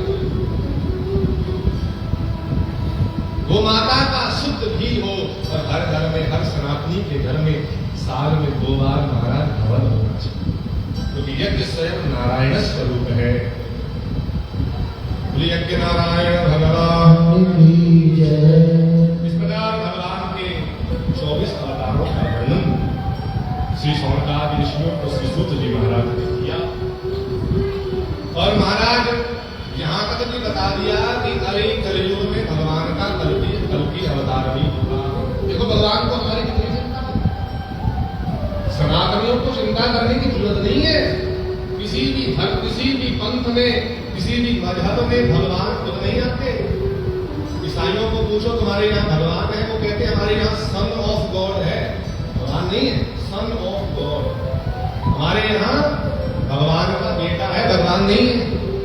मुसलमानों को पूछो तुम्हारे यहाँ भगवान है, वो कहेंगे हमारे पैगंबर है, भगवान नहीं है। हमारे सिख धर्म में भी गुरुओं ने आकर के जन्म लिया है, लेकिन एक सनातन ही ऐसा विशाल धर्म है जिसमें भगवान स्वयं पधारते। अरे कोई यशोदा बन करके तो देखे, भगवान तो आज भी आने को तैयार है। एक हिंदू धर्म ही, एक सनातन धर्म ही ऐसा है जिसमें भगवान स्वयं आते हैं। एक भारत देश ही ऐसा है जिसको भगवान चुनते हैं जन्म के लिए। भगवान कभी ऑस्ट्रेलिया में नहीं आए, भगवान कभी कनाडा अमेरिका में नहीं आए, भगवान जब भी आते हैं तो हिंदुस्तान में आते हैं। हम भाग्यशाली हैं, हम सनातन में जन्म लिए हैं। हम सौभाग्यशाली हैं कि हम हिंदुस्तान में जन्म लिए हैं। जिस हिंदुस्तान में गंगा बहती है, जिस हिंदुस्तान में यमुना जी का प्रवाह होता है, जिस हिंदुस्तान में भगवान द्वारिकाधीश विराजते हैं, महाराज हिंदुओं का सौभाग्य है। लेकिन ना जाने हिंदुओं को और क्या चाहिए, जो हिंदू अपने भगवान को छोड़ करके और धर्म जा करके भटकते हैं। केसर है अमानत मोहन जी, हाँ के चुकाया नहीं जाता। ये दिल है अमानत मोहन जी, हाँ के लगाया नहीं जाता। जन्म दिया है, हिंदू बनाया है, सनातनी बनाया है, उसकी अमानत है हम, और उसका दिया हुआ सर पता नहीं कहां कहां जाकर भटकते हैं। और क्या चाहिए हिंदुओं, और क्या चाहिए? क्षमा करिएगा अगर मैं कुछ कड़वा बोल रहा हूं। वीरवार को उतने मुस्लिम, वैसे तो मुस्लिम जाते नहीं ऐसी जगहों पर, दरगाहों में मुसलमान नहीं जाते, वो अपना नमाज पढ़ते हैं।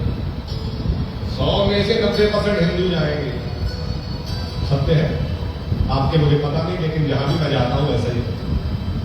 क्या हमारे देवताओं में कोई कमी है? क्या हमें अपने धर्म से वो मिल नहीं सकता जो हम दूसरे से प्राप्त करना चाहते हैं? जागिए, कथा केवल जागने के लिए होती है, कथा केवल खा पी करके और मौज मस्ती करके जाने के लिए नहीं होती। इसीलिए मैं भजन बहुत कम गाता हूँ। लोग कहते हैं महाराज नृत्य नहीं करवाते, नचाते नहीं है। महाराज मीरा नाची थी, मैं ये नहीं कहता नृत्य नहीं होना चाहिए, नृत्य भी भक्ति बन जाता है। कब? जब स्वयं श्याम सुंदर हमारे अपने हाथों से हमारे पांव में घुंघरू पहनाए। मीरा ने अपने हाथ से घुंघरू नहीं पहना, अपने हाथ से मीरा ने घुंघरू अपने पांव में नहीं पहना। ध्यान रखना, भगवान श्याम सुंदर ने स्वयं आकर के मीरा के पांव में घुंघरू को बांधा था। ऐसी अवस्था को प्राप्त कर लो। आपका नृत्य उस दिन भक्ति होगा जिस दिन आप मीरा की तरह इतने स्वच्छ को हो जाए। नाचना उसी दिन इबादत बनती है जिस दिन पहले हम भगवान के कुछ बन हो जाए, जिससे हमारा कोई लेना देना नहीं। भगवान को हम जानते नहीं, कौन कृष्ण है कौन राम है, बस नचा दो जी। भाई साहब, यहाँ नाचने का खेल नहीं है, यहाँ मनोरंजन का साधन नहीं है, ये मनोमंथन का साधन है। नाचने के लिए बहुत जगह मिल जाएंगे, डीजे पार्टी करो, खूब नाचो। वैसे भी तो नाचते ही आ रहे हैं, 84 लाख दुनिया में नाच नहीं रहे, और क्या अभी भी थके नहीं? अभी भी नाचना चाहिए। जिस दिन भगवान की प्राप्ति हो जाएगी, जिस दिन कृष्ण स्वयं आपकी पकड़ पकड़ लेगा, उस दिन नाचना हमारी इबादत बन जाएगा। पहले उसके काबिल तो बन जाओ, पहले पात्रता तो ले आओ। पात्रता तो केवल सत्संग से मिले। वरना मुझे कोई जरूरत नहीं है कि मैं इतना सुनाऊं, मैं भी कहूँगा भैया भजन गाओ, नचाओ। हम पात्रता पाने के लिए आते हैं, हम कृष्ण को अपना बनाने के लिए आते हैं।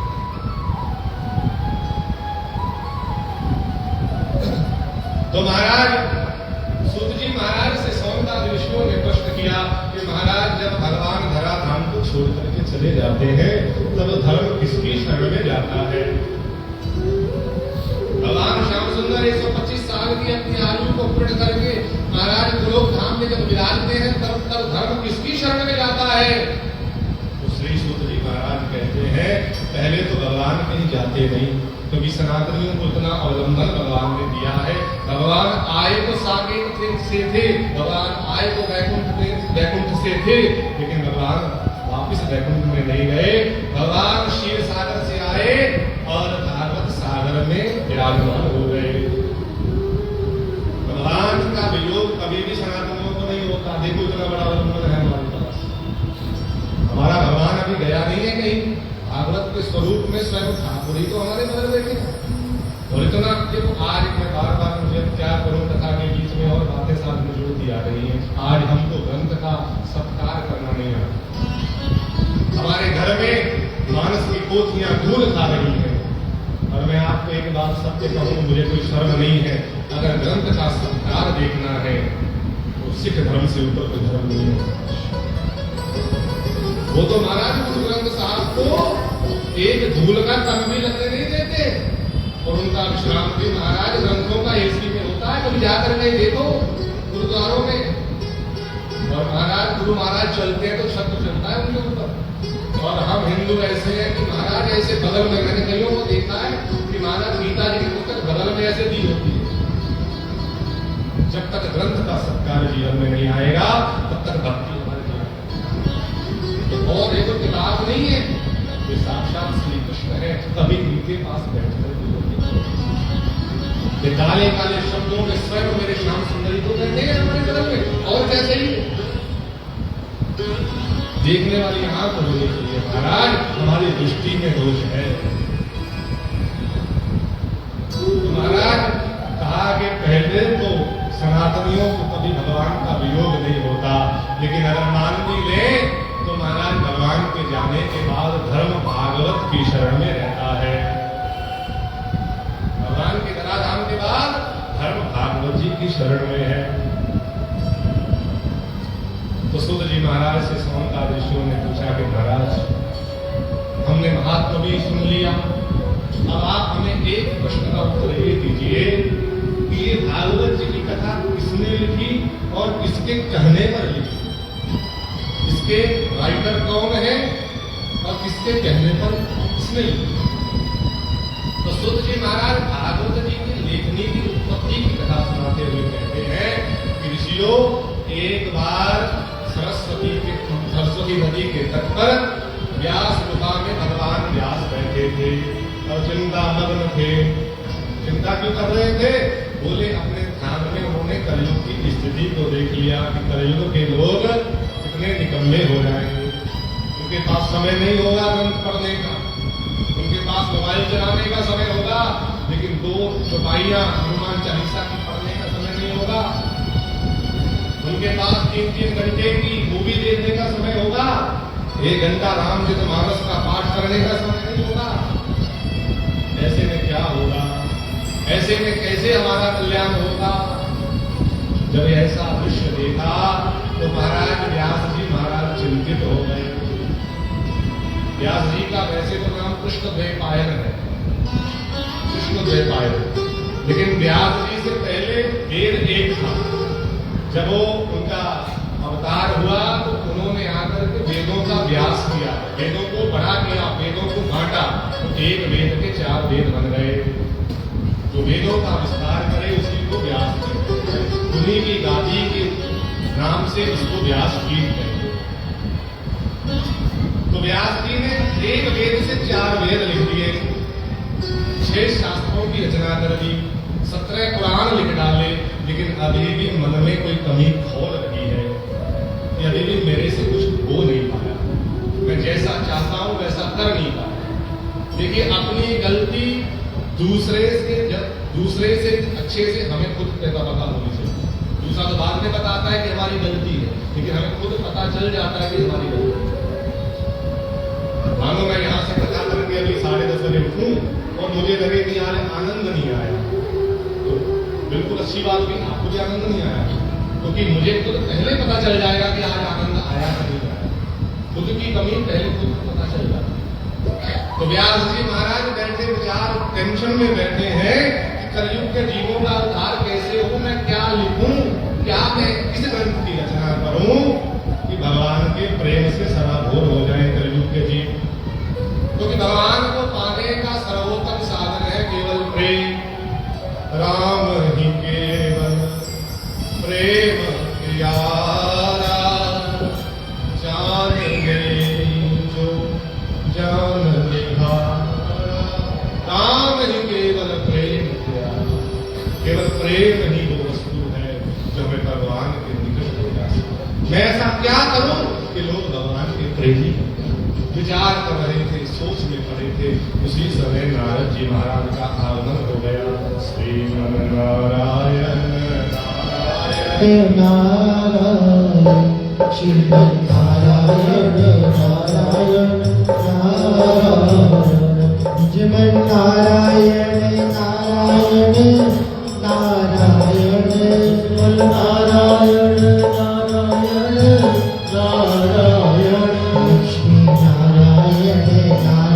नारायण श्रीमन्नारायण नारायण नारायण।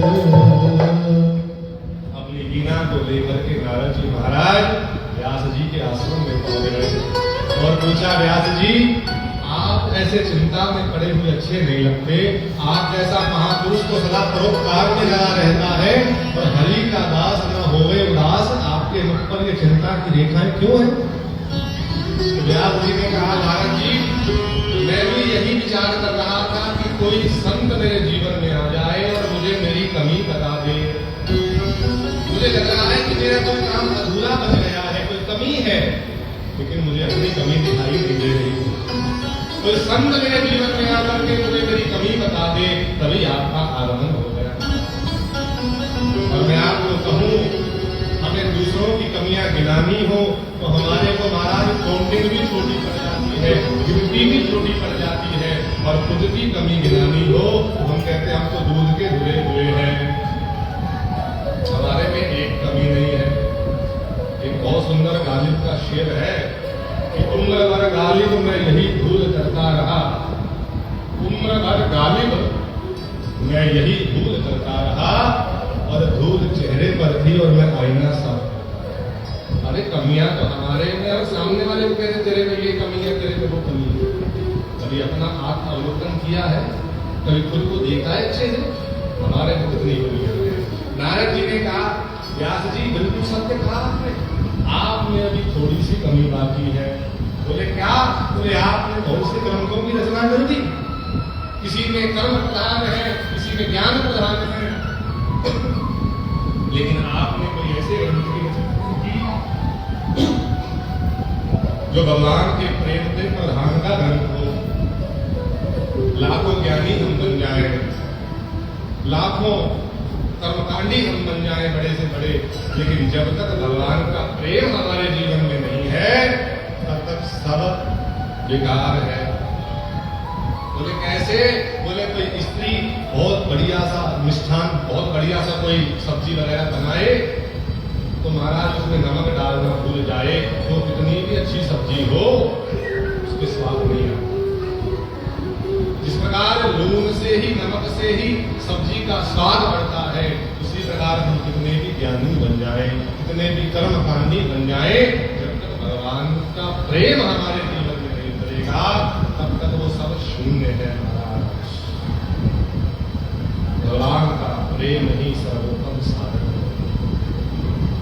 तो स्वामी जी लिखते हैं, भक्तिहीन सब गुण सुख ऐसे, लवण बिना वह व्यंजन ऐसे। जिस प्रकार बिना लूण का व्यंजन बेकार है, उसी प्रकार प्रेम के बिना, भक्ति के बिना हमारा ज्ञान, हमारा वैराग्य बेकार। व्यास जी महाराज आपने इतने बड़े ग्रंथों की रचना की, लेकिन किसी ने भी भगवान के प्रेम पर की प्रधानता नहीं बताई। कोई ऐसे ग्रंथ की रचना करो जिसको पढ़ करके, जिसको सुन करके हमारे जीवन में श्री कृष्ण का प्रेम प्रकट हो जाए। कोई ऐसे ग्रंथ की रचना करो। तो महाराज व्यास जी ने कहा, नारद जी अगर आपने इतना बता दिया है तो आप ही मुझे उपदेश करिए कि कौन सा ग्रंथ लिखूं। नारद जी महाराज ने चतुश्लोकी भागवत का उपदेश दिया। नारद जी महाराज ने व्यास जी महाराज को 4 श्लोकों का उपदेश दिया।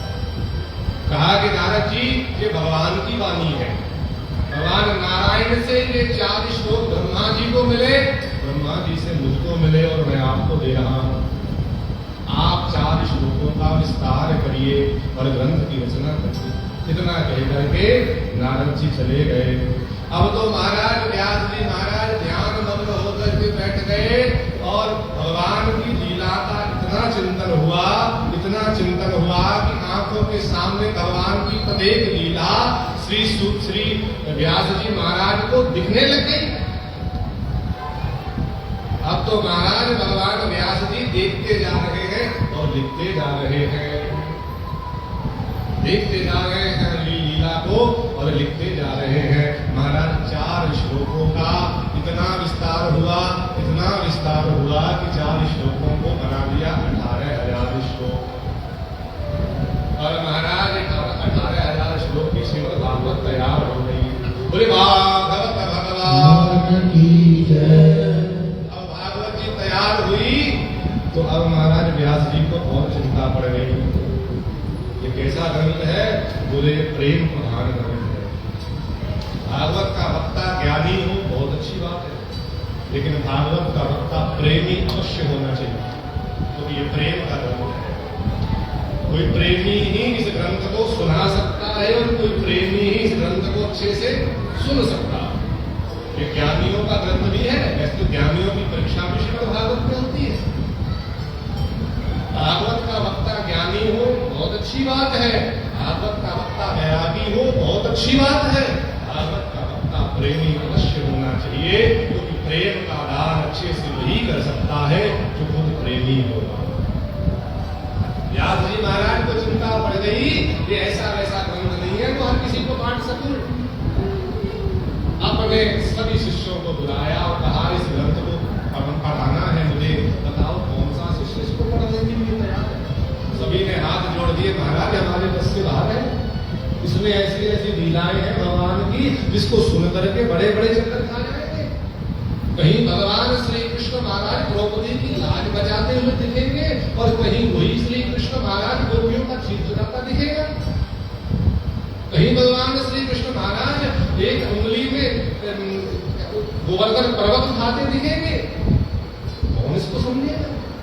कलयुग के जीवों की बुद्धि तो पहले ही होती है, कौन उनको समझाएगा? कौन ये मानेगा कि ये परमात्मा है? जो छीन छीन करके कढ़ी और चावल और ये सब मिष्ठान महाराज द्वार वालों के मुख से छीन छीन के खाता है, कौन समझेगा कि ये परमात्मा है? जो खुद गैया चलाता फिरता जंगल जंगल घूमेगा, कौन समझेगा कि ये परमात्मा है? जो गोपियों के चीर चलाता फिरेगा, कौन किसको बनाएंगे कि ये परमात्मा है? महाराज हमारे बस से बाहर है, हम नहीं समझा सकते। कलयुग के जीवों की बुद्धि तो वैसे ही खोटी होगी, वो तो पल पल पर शंका करेंगे भगवान पर, कौन समझाएगा उसको? हमारे बस से बाहर है। अब तो महाराज और चिंता पड़ गई, सबने हाथ खड़े कर दिए, महाराज हमारे बस से बाहर, आप किसी और को पढ़ाइएगा।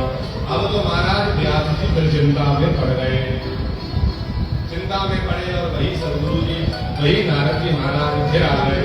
श्रीमन्नारायण नारायण नारायण श्रीमन्नारायण नारायण नारायण श्रीमन्नारायण नारायण नारायण श्रीमन्नारायण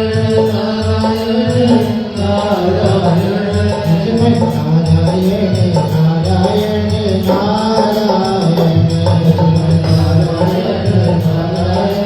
नारायण नारद जी महाराज का पुनः आगमन हुआ और अब तो महाराज फिर चिंता में बैठे हैं। व्यास जी पूछा, व्यास जी अब चिंता करेगी? अब तो ग्रंथ बन गया, इसका दान करो।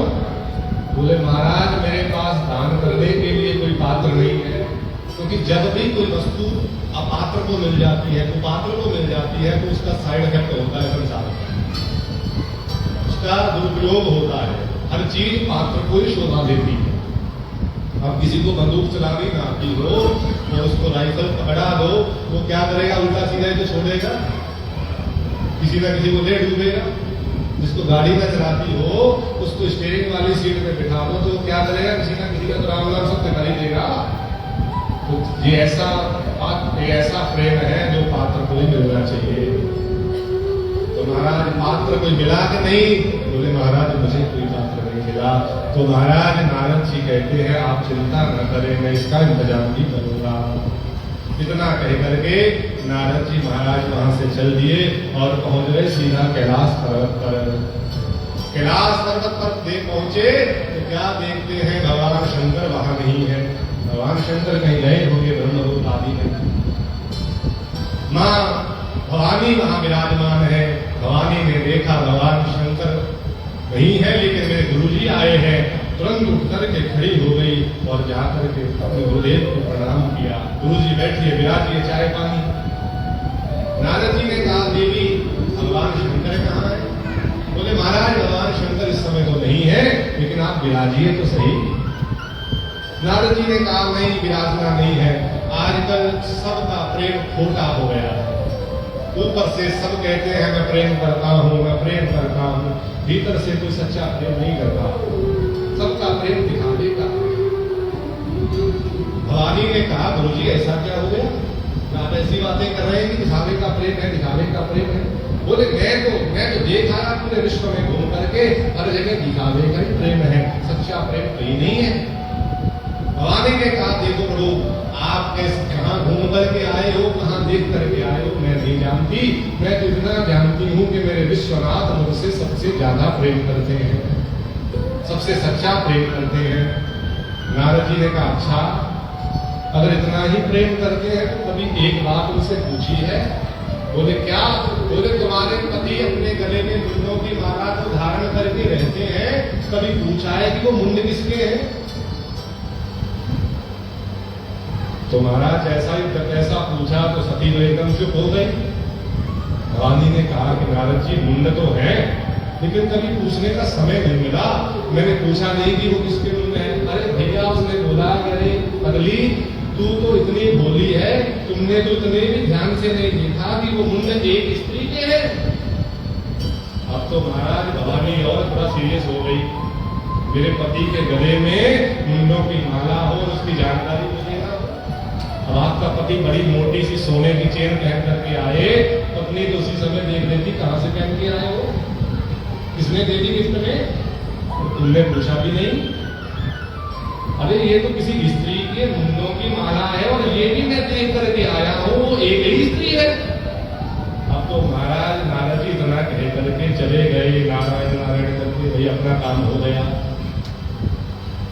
ये सावधान, कई लोग कहते हैं कि नारद जी महाराज आग लगाने वाले, ऐसा नहीं है। लोग उसको नारद कहते हैं जो चुगली करता है। गली में कोई माताएं चुगली बुगली कर रही हो तो कोई आए बोले अरे चुप कर, नारद मुनि आ गए। महाराज अगर नारद ना होते तो भगवत प्राप्ति संभव नहीं होती। जिन जिनको नारद मिले हैं उनको भगवान बिल्कुल 100% मिले। नारद भगवान के अवतार है, ऐसा कहना भी पाप का अधिकारी है। नारद जी अपना काम करके चले गए। अब तो महाराज देवी के मुख पर 12 बज गए। अब तो देवी क्रोध से लाल हो गई। उधर से भोलेनाथ आ रहे हैं राम राम राम राम करते। देवी ने चाय पानी भी नहीं पूछा। पति आपका आए कहीं घूम फिर गए और माता बाहर उसका स्वागत भी न करे तो पति तुरंत समझ जाता है कि आज थोड़ा वेदर चेंज हुआ है, मौसम खराब है आज। तो महाराज सती ने कुछ नहीं पूछा, ना बैठने का कहा, ना जलपान का पूछा। भगवान शंकर ने कहा क्या हुआ देवी, जब मैं गया था तब तो बड़ी प्रसन्न थी, इतने 2-4 घंटे में क्या हो गया? सती ने कहा जाओ जाओ प्रभु, आपसे बात नहीं करनी, आप तो कपटी हैं, कपटियों से मैं बात नहीं करती। तो भगवान शंकर ने कहा ऐसा मैंने कौन सा कपट कर दिया? मैंने तो तुमको वो भी बता दिया तो नहीं बताना चाहिए, गुरु मंत्र को कभी बताना नहीं चाहिए। मैंने तो तुम्हें गुरु मंत्र तक बता दिया, मैं कहां से कपटी हुआ? लेकिन सती ने कहा अरे गुरु मंत्र बता दिया सो बता दिया, लेकिन हो तो आप कपटी। सती ने भगवान शंकर ने कहा ऐसा मैंने बताओ तो सही कौन सा कपट किया है? बोले महाराज गले में मुंडों की माला धारण करके घूम रहे हो, कभी बताया है? भगवान शंकर समझ गए कि यहाँ कोई आया है। बोले नारद जी तो नहीं आए। बोले महाराज आप नारद जी को ऐसा क्यों कह रहे हैं, गुरुदेव है। देखिए भगवान वाणी जैसा गुरु भक्त कोई नहीं होगा। राम कथा में आपने सुना होगा जब भवानी बैठी है भगवान को पाने की तपस्या में, तब महाराज बड़े बड़े ऋषि मुनि सप्तऋषि भी आए हैं कि देवी हट जाओ, भगवान की भक्ति में तुम्हारी शादी हम नारायण से कर देते हैं। लेकिन उस समय भवानी ने कहा जाओ भाग जाओ, मैं नारद के वचन को नहीं छोड़ूंगी। गुरु वचन में अगर निष्ठा देखनी है तो भवानी के जीवन में देखी। आजकल तो महाराज लोग 1 मिनट में गुरु बदलते हैं। कई लोग तो ऐसे हैं कथावाचक जो हर साल आता हर किसी के नाम ना ले लेते, ऐसे लोग भी बहुत हैं। हर साल हर कथावाचक से हर नए गुरु से नाम ले लेते, भाई कोई तो काम करे। एक गुरु होना चाहिए, एक संत, एक पंथ, एक ग्रंथ और एक ग्रंथ, ये 4 चीजें एक ही होना चाहिए। भगवान शंकर ने कहा देवी कहीं नारद जी तो नहीं आ रहे?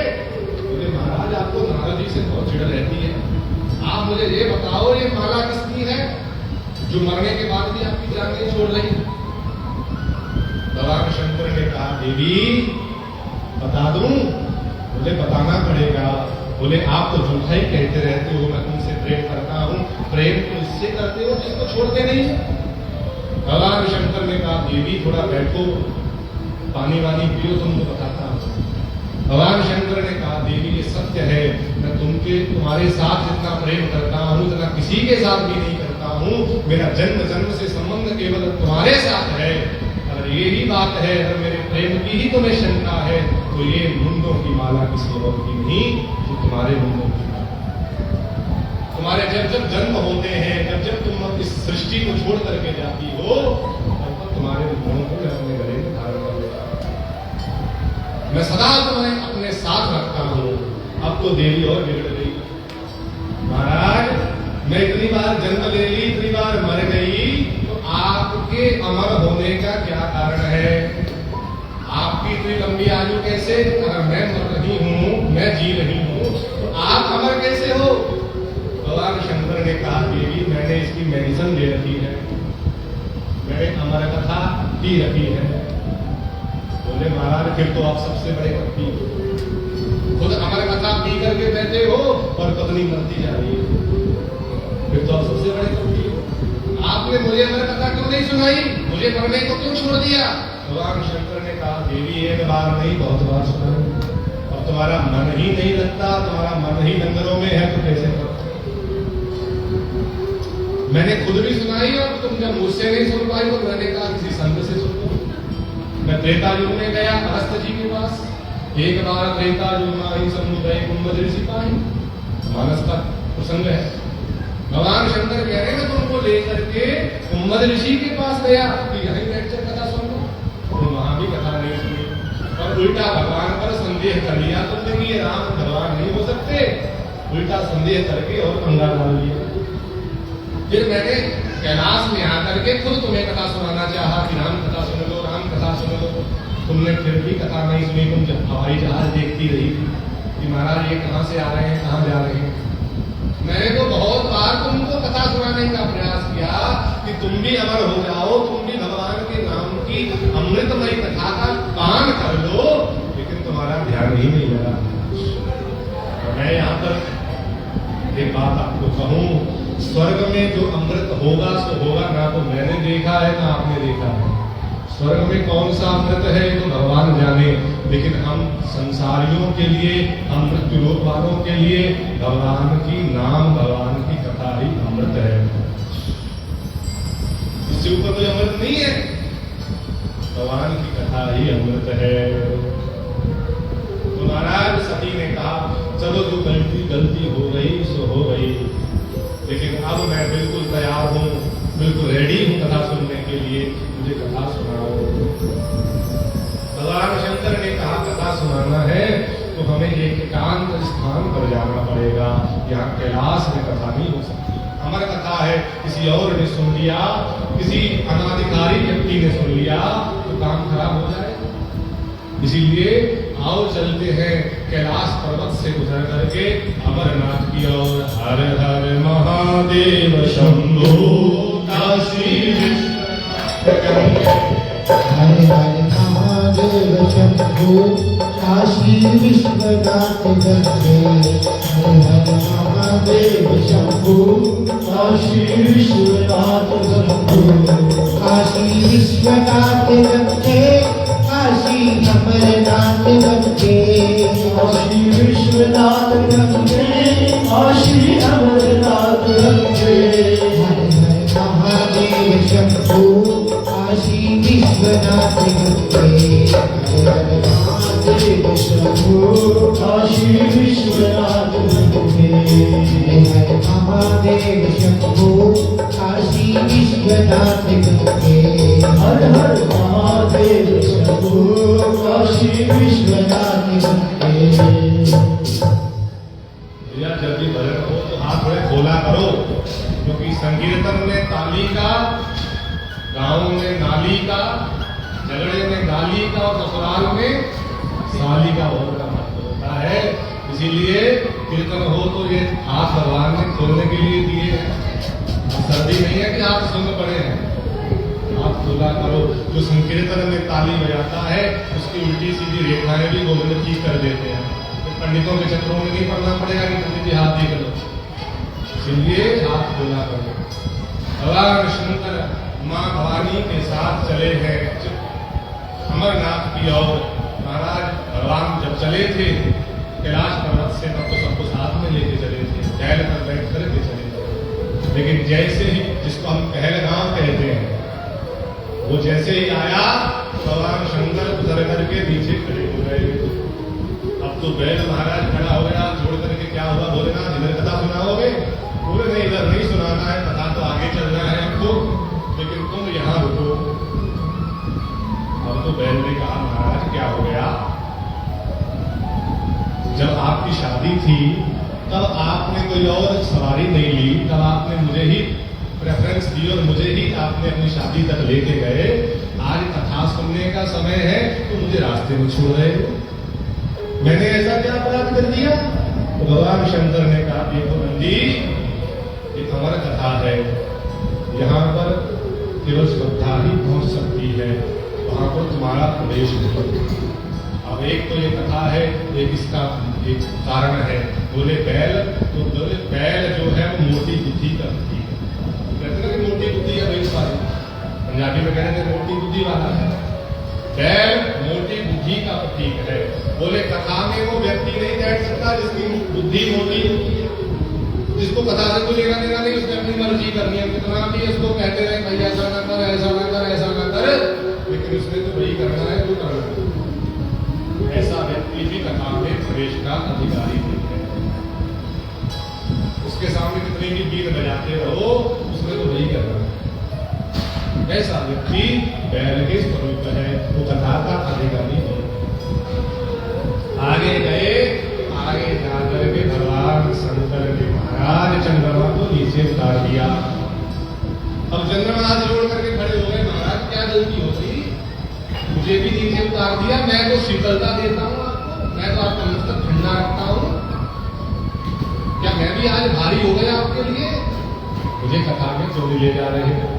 भगवान शंकर ने कहा बेटा कथा सुननी हो तो वक्ता के चरणों में बैठा जाता है, सर पर नहीं। तुम तो मेरे सर पर बैठे हो, और आज भी ऐसे कई लोग आते हैं श्रोता महाराज, वो कहते हैं हमें आते ही सर पर बैठा लो, आते ही हमारे गले में साफे डलने चाहिए, आते ही महाराज 2000 जब तक फूलों की मालाएं नहीं पड़ती उनकी रोटी हजम नहीं होती। तो जो ऐसे व्यक्ति हैं जो कथा में आकर के सर में बैठना चाहते हैं, वो भी कथा के अधिकारी नहीं है। तो क्या पा जाएंगे ज्यादा से ज्यादा? एक स्वरूपा पा जाएंगे 50-100 रुपए का, 2000 फूलों की माला पा जाएंगे। भगवान शंकर ने कहा चंद्रमा जी आप यही विराजिए। अब आगे चले तो शेषनाग आ गया, वहां भगवान ने अपने सर्प को उतारा और रख दिया।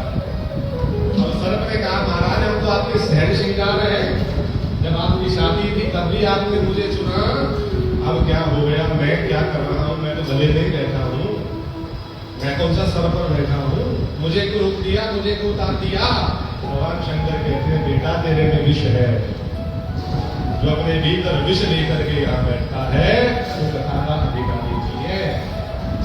विष भी बहुत तरह के होते हैं, कईयों को कथा वाचकों के प्रति विष है, अरे इसको क्यों बुला लिया, उसको क्यों नहीं बुला लिया, इसको क्यों बुला लिया, उसको मैंने उसका नंबर दिया था, इसको बुला लिया, ये भी विषय है।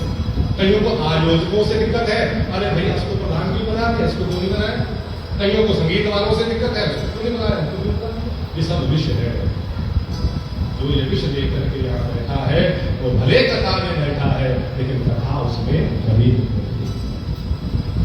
भगवान शंकर कहते हैं बेटा तो फुंकारे मार रहा है, कथा में आकर के जो व्यक्ति अपने धन के फुंकारे मारता है, मैं बहुत बड़ा करोड़पति हूँ, मुझे सामने बिठाया जाए, मैं बहुत बड़ा अरबपति हूँ, मैंने इस संस्था वालों को 20,000 दिया है, मुझे सीट मिलनी चाहिए, ऐसे सर्पों को कथा में प्रवेश नहीं मिलता।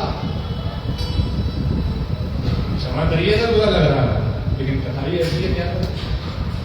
भगवान शंकर कहते हैं जो अपने भीतर विष लेकर के बैठा है, जो अपनी प्रतिष्ठा का, अपने धन का हुंकार लेकर के बैठा है, वो कथा का अधिकारी नहीं है। अब तो महाराज वो भी हाथ जोड़ करके बैठ गया, चलो महाराज आपकी इच्छा। तो महाराज भगवान आगे बढ़े तो गंगा जी की ओर इशारा किया, देवी करो नीचे। जहां पंचकरणी है वह गंगा जी को उतार दिया। और गंगा जी हाथ जोड़ करके खड़ी हो गई, महाराज मेरा क्या दोष है, मैं तो कभी पावनी हूँ, मैं तो आपको शीतलता देती हूँ। भगवान शंकर ने कहा, देवी तुम्हें द्वेष हो गया, तुम्हें ये द्वेष हो गया है कि कथा भवानी को सुना रहे हैं, मुझे पूछा क्यों नहीं, मुझसे अनुमति क्यों नहीं ली? तुम्हें द्वेष हो गया है कि कथा मुझसे अनुमति लिए बिना ही चल दी। और जब व्यक्ति को द्वेष होता है तो उसका हृदय फट जाता है। इसी वजह से पंचकरणी में गंगा जी 5 धाराओं में फट गई। तो महाराज सबको छोड़ करके भगवान आगे बढ़े। अकेली पार्वती जी भगवान के संग में कथा हमें कोई संदेश देना चाहती है, भैया कथा में आओ, अपने सर्पों को छोड़ करके, अपने प्राण, अपने प्रतिष्ठाओं को, अपने धन दौलत के अहंकार को छोड़ करके बैठो, अपनी बुद्धि को दुष्ट करके बैठो, चुस्त करके बैठो, और महाराज अपने देश को छोड़ करके केवल श्रद्धा को ही साथ में लेकर के बैठी। भगवान शंकर विश्वास के स्वरूप है और भवानी श्रद्धा के स्वरूप है। भवानी शंकरो वंदे श्रद्धा विश्वास रूपिणो यात्यां विना पश्यन्ति सिद्धा शांतस्परीश्वर। इन दोनों के बिना वो स्वामी जी लिखते हैं, श्रद्धा और विश्वास के बिना हम अपने अंतस्थ ईश्वर को भी देख नहीं सकते। जब तक हमारे जीवन में विश्वास रूपी शंकर नहीं होगा, जब तक श्रद्धा रूपी पार्वती हमारे जीवन में नहीं होगी, हमारे हृदय में बैठे भगवान का भी हम दर्शन नहीं कर सकते। श्रद्धा विश्वास के सही ही आप बैठे, श्रद्धा लेकर के आओ अपने धर्म के प्रति, अपने ग्रंथ के प्रति, और विश्वास से बैठो कि मैं यहाँ से कुछ लेकर के जाऊंगा। श्रद्धा विश्वास की जोड़ी वहां बैठी है। जब भगवान राधा माधव ने गोलोक में देखा कि अब सही समय आ गया है, तो महाराज राधा रानी ने अपने लीला को वहां स्थापित कर दिया जहां भगवान शंकर कथा सुनाने वाले थे। सुखदेव जी कोई और नहीं है, ये राधा रानी की लीला शुभ है। आपने न जाने गर्ग संहिता की कथा सुनी है नहीं, मैं नहीं जानता हूं, कभी गर्ग संहिता की कथा सुनना। गर्ग संहिता में बहुत अच्छे से विस्तार से उन चीजों का उल्लेख है, श्रीमद् भागवत में नहीं। वृंदावन की उत्पत्ति कैसे हुई, गोवर्धन पर्वत की उत्पत्ति कैसे हुई, बहुत अच्छे अच्छे प्रसंग गर्ग संहिता में है। कभी समय मिले, कोई वक्ता आपको मिले तो उसको भी सुनना। जो भागवत में नहीं है वो गर्ग संहिता में है। बहुत सुंदर वर्णन वृंदावन का, गोवर्धन जी का, यमुना जी का है, बहुत सुंदर वर्णन। तो राधा रानी ने अपने लाडले को अंडस स्वरूप में महाराज उस स्थान पर विराजित कर दिया जहां भगवान शंकर बैठे थे। भगवान शंकर ने चारों ओर दृष्टि डाली कि कोई तीसरा तो नहीं है। तो महाराज जब चारों ओर दृष्टि डाली तो नहीं कोई मिला, तो भगवान शंकर की एक आदत है कि जैसे हम आंख खोल करके कथा गाते हैं, भगवान शंकर आंखें बंद करके कथा गाते हैं, क्योंकि हमको तो थोड़ा देखना पड़ता है कि क्या गाना है, क्या करना है। भगवान शंकर तो महाराज स्वयं महादेव है, उनसे क्या छिपा, वो तो आंखें बंद करके कथा गाते हैं। भगवान शंकर ने आंखें बंद की और कहा, देवी ध्यान से सुनना, इस पर चूक मत जाना। देवी ने कहा, भगवान सुनाओ, और महाराज भगवान शंकर ने कथा सुनानी आरंभ कर दी। महाराज भागवत जी के परम रहस्यों को भगवान शंकर ने सुनाया। 10वें स्कंद तक की कथा पूर्ण हो गई। जैसे ही 11वें स्कंद में उद्धव आदि चरित्रों का वर्णन भगवान शंकर करने लगे तो देवी को नींद आ गई, क्योंकि ज्यादा ही ज्ञान की बातें करें ना तो लोगों को नींद आने लग जाती है। तो 11वां स्कंद जो है सारा ज्ञान का ही स्कंद है। तो महाराज जैसे ही 11वां स्कंद सुनाना शुरू किया, देवी तो सो गई, लेकिन उस शुक्र ने सोचा कि अगर हुंकार वर्णी बंद हो जाएगी तो कथा भी बंद हो जाएगी। देवी ही कर रही थी, अब देवी तो सो गई, अब लीला शुक्र ही करने लगे। भगवान शंकर ने जैसे ही भगवान भागवत जी की कथा प्रणाम किया और जयकारा लगाया। बोले भागवत भगवान की जय। बोले आपके हरिलाल की जय। तुरंत देवी नींद से जाग गई। महाराज रुको रुको रुको, उद्धव जी को भगवान यहाँ कह रहे थे। अरे बोले देवी कहाँ कोई हुई थी, अब तो कथा विश्राम भी हो गई और तुम पूछ रही हो उद्धव जी को भगवान क्या कह रहे हैं, इसका अर्थ तुमने कथा नहीं सुनी। बोले महाराज 10वें स्कंद तक तो सुन ली थी, लेकिन 11वें स्कंद को मैं सुन नहीं पाई, थोड़ा नींद आ गई। भगवान शंकर को देवता बोलते हैं तुमने नहीं सुनी तो यहाँ तीसरा बंदा कौन है। चारों ओर दृष्टि डाली, त्रिशूल निकाल लिया। महाराज ये कथा का चोर है, तो कथा को चोरी से सुनता है, इसने पीछे चुप करके कथा को सुना है, ये कथा का चोर है, मैं इसको छोड़ूंगा नहीं। भगवान शंकर ने त्रिशूल उठाया। महाराज सुखदेव मुनि जी महाराज आगे आगे आगे आगे जा रहे हैं, भगवान शंकर पीछे पीछे जा रहे हैं। अब यहाँ पर आपके मन में शंका पैदा हो सकती है कि 7 दिन में अंडे में था वो जीव और 7 दिन में अंडे से बाहर आकर घूमने भी लग गए। भैया ऐसा नहीं है कि वो कथा 7 दिन ही हुई थी, 7 दिन की समय तो केवल हमारे पास या परीक्षित के पास था। भगवान शंकर तो ना जाने रोज ही राम कथा करते, रोज ही भगवान की कथा करते, उनके पास कोई टाइम लिमिटेड नहीं था। हमारे पास लिमिटेड है कि 7 दिन का टाइम है, या परीक्षित के पास 7 दिन का टाइम है। वो कथा कितने समय तक चली इसका कोई लिखा पढ़ी नहीं है। ये मान लो कि वो कथा इतना समय चली कि वो अंडज जीव भी उड़ने के लायक हो गया। अब भगवान सुखदेव आगे आगे उड़ रहे हैं और भगवान महादेव पीछे पीछे त्रिशूल लिए भाग रहे हैं। उड़ते उड़ते महाराज कहाँ पहुंच गए। बोले व्यास जी की गुफा में पहुंच गए। व्यास जी की पत्नी पिंगला जमाई ले रही थी और सुखदेव जी ने सोचा यही रास्ता ठीक है। महाराज उसके मुंह में घुस करके गर्भ में चले गए। अब तो भगवान शंकर पीछे पीछे आए, देखा कि मेरे महल में मेरी कुटिया में भगवान शंकर आए हैं। व्यास जी महाराज हाथ में थाली लेकर के पूर्व की खड़ी हो गए आरती करने के लिए। महादेव आए हैं। महादेव ने कहा रुको रुको भैया, रुको रुको व्यास जी, अभी आरती वारती का समय नहीं है, मेरे शोर को निकालो। व्यास जी ने कहा भाई यहाँ तो कोई नहीं आया, यहाँ कौन सा चोर है। बोले नहीं मेरा चोर यहाँ आया है। व्यास जी महाराज हंसने लगे। महाराज आपका कौन क्या चोरी करके आया, आपके बिच्छू चुरा करके कोई ले आया कि आपके नाग चुरा करके कोई ले आया, आपका अमृत चर्म कोई चुरा के ले आया कि आपका कमंडल चुरा के ले आया। चुराने के लिए आपके पास है क्या चुरा के ले आया आपके लिए, कि आपके कैलाश की बर्फ चुरा करके कोई ले आया। महाराज क्या बातें करते हो। भगवान शंकर ने कहा व्यास जी हंसने की बात नहीं है, ये कथा का चोर है, इसने अमर कथा सुन ली है।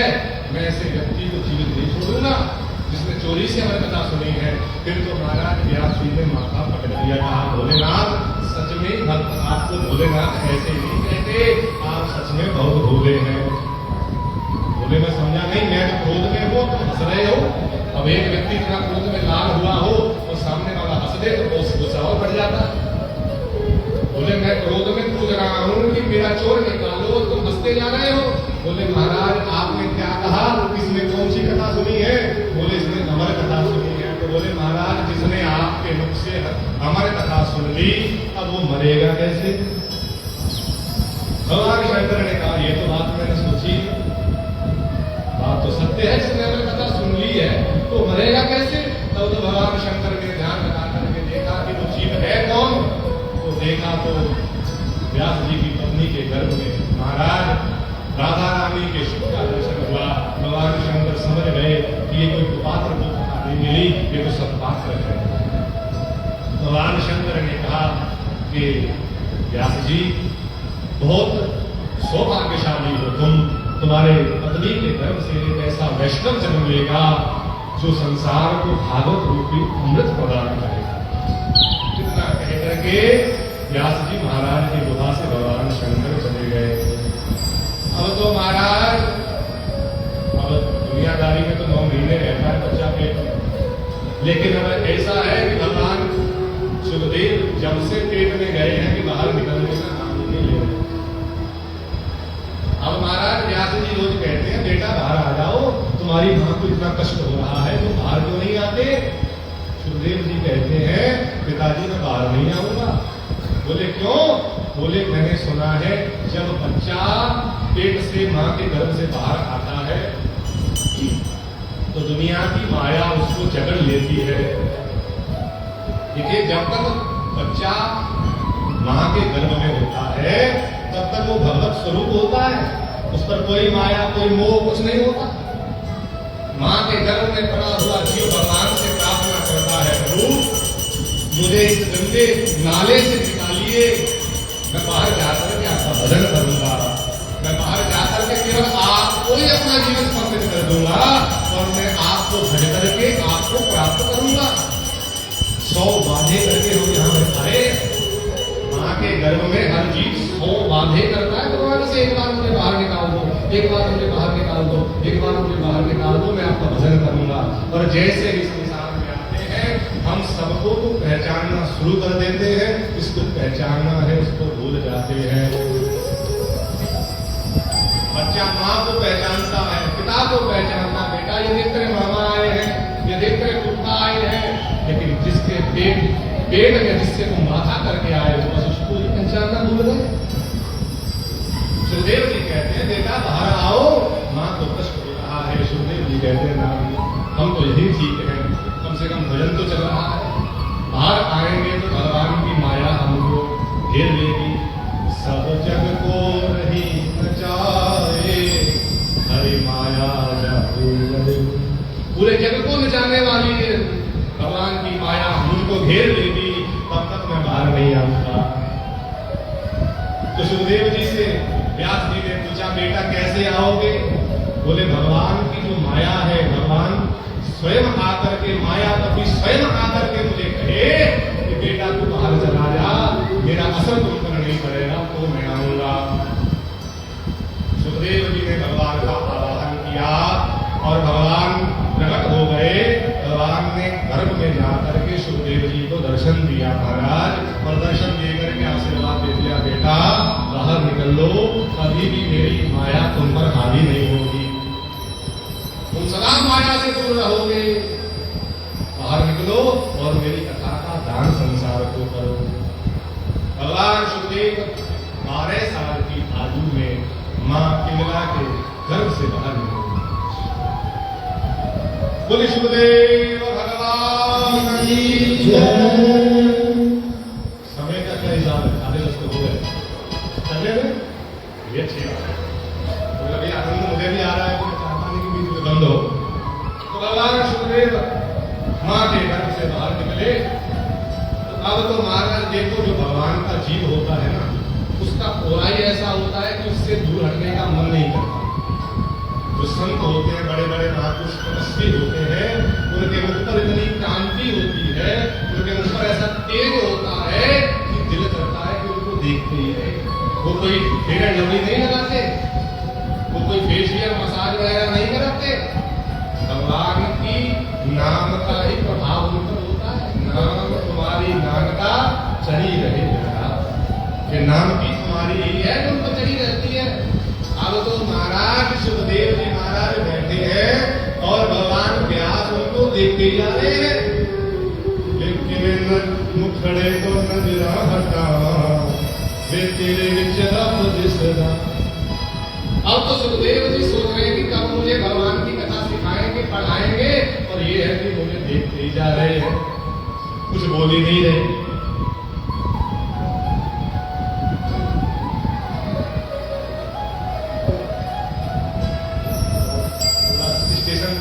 गाड़ी में अभी तो रास्ते में है। तो महाराज तो भगवान सुखदेव सोच रहे हैं कि मेरे पिता मुझे कुछ पढ़ाए कुछ सिखाए, इसलिए मैं आया हूँ, मैं तो भगवान की कथा जानने के लिए आया हूँ, और ये है कि मुझे देखते ही जा रहे हैं, देखते ही जा रहे हैं। तो भगवान सुखदेव ने कहा कि यहाँ अपनी दाल लगने वाली नहीं है, मैं तो यहाँ भगवान का भजन करने आया हूँ, ये है कि मुझे सिखाते ही नहीं। अपना झोला वोला उठाया और भगवान सुखदेव घर से निकल लिए। यम प्रवचन्तमनुपे तमपेत कृत्यम द्वैपायनो विरहकातर्यायुधा पुत्रेति तन्मयतया तरवो विनेधो तं सर्वभूत हृदयं निमः सुखदेव जी महाराज आगे आगे जा रहे हैं, व्यास जी महाराज पीछे पीछे, पुत्र रुको, पुत्र रुको, पुत्र रुको। महाराज रास्ते में जाते समय एक सरोवर आया, सरोवर में कुछ जवान स्त्रियां स्नान कर रही थी। जब उनके बगल से भगवान सुखदेव गुजरे तो उन्होंने वस्त्र तक धारण नहीं किए, लेकिन जैसे ही उनके पिता व्यास जी गुजरने लगे तो सब स्त्रियों ने अपने शरीर को ढक लिया। व्यास जी ने कहा, दीदियों कुछ समझ नहीं लगा, अभी 12 वर्ष का मेरा जवान बालक यहाँ से गुजरा तो तुम्हें शर्म नहीं आई? मुझे जैसे बूढ़े को देखकर के शर्म आ गई? भगवान व्यास जी की बात सुनकर के देवियों ने कहा, व्यास जी आपका बेटा इतना परम भागवत है कि उसको स्त्री और पुरुष के भाव का ही पता नहीं है। वो तो इन चीजों से ऊपर उठा हुआ है। आपको तो फिर भी पता है कि मैं स्त्री हूं और आप पुरुष हैं, उसको तो इतना भी नहीं पता कि स्त्री और पुरुष में भेद क्या होता है। इसलिए हमें उनसे शर्म नहीं आई। तो महाराज भगवान सुखदेव वन में चले गए, बहुत आवाज लगाई, बहुत आवाज लगाई, लेकिन सुखदेव जी नहीं आए, नहीं आए। अब भगवान सुखदेव चले गए हैं, अब कल आएंगे। पंडित जी ने कहा कि बाहर मौसम खराब है, मैंने कहा अंदर उससे ज्यादा मौसम खराब है। बाहर बारिश हो गई तो अंदर भी वर्षा हो गई है भगवान के नाम पर। लेकिन अब क्या करें, आप सबने घर में नहीं जाना है, सबकी व्यवस्था है। और सुखदेव जी आज वन में चले गए, कभी लौटेंगे। आइए भजन के साथ वाणी को ध्यान। हरिलाल की जय।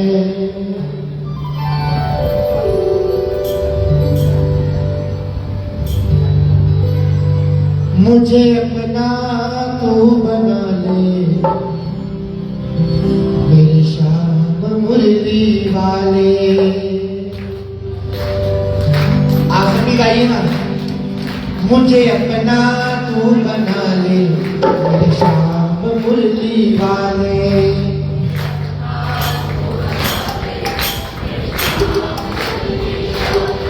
मेरी सांस सांस में तेरा, मेरे रोम रोम में तेरा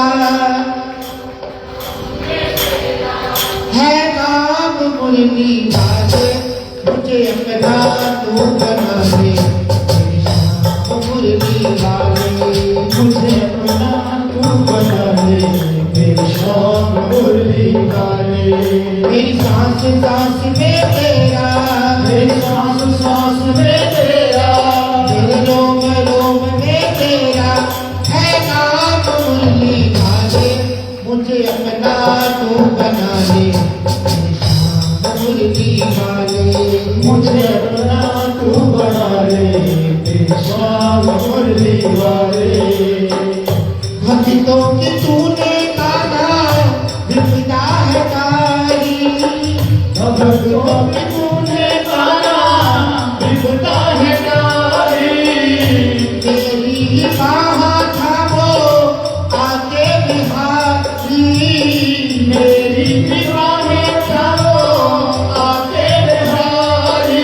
बिगड़े बनाए तूने, मेरे बिगड़े बनाए तूने, हर काम मुरली वाले। मुझे अपना तू बना ले, श्याम मुरली वाले। मुझे अपना तू बना ले, मेरे श्याम मुरली वाले।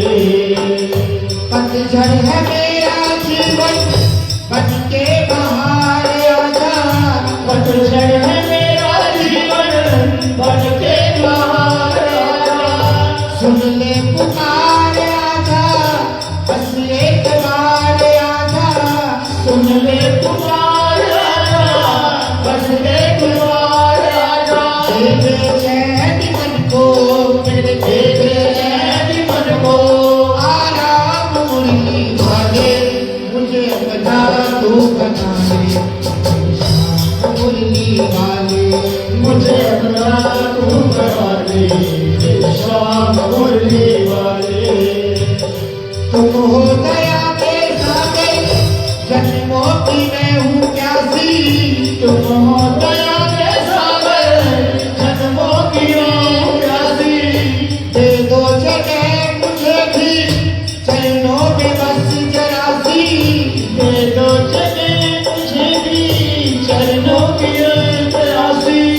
तुम्ही हो तुम्ही, मेरी सुबह तुम्ही हो तुम्ही, हर शाम मुरली वाले मुझे अपना तू बना ले,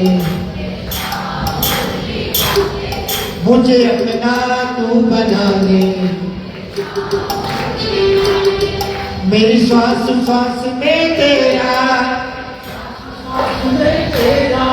मेरे रोम रोम में तेरा है नाम मुरली वाले, मुझे अपना तू बना ले।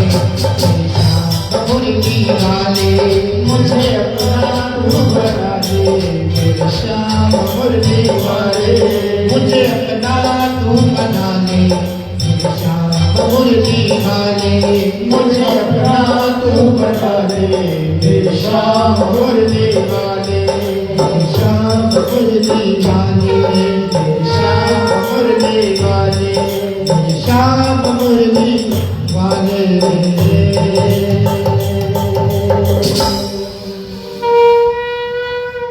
दोपहर की कथा में हम राजा परीक्षित की जन्म की कथा का स्मरण करेंगे, और जहाँ आज हमारी कथा विराम हुई है, इसके आगे की चर्चा कल दोपहर की कथा पर हम करेंगे। ठीक 4:30 बजे आप सबने पधारना है और भगवान की कथा का समाप्त करना है। आइए अब भजन गाना है।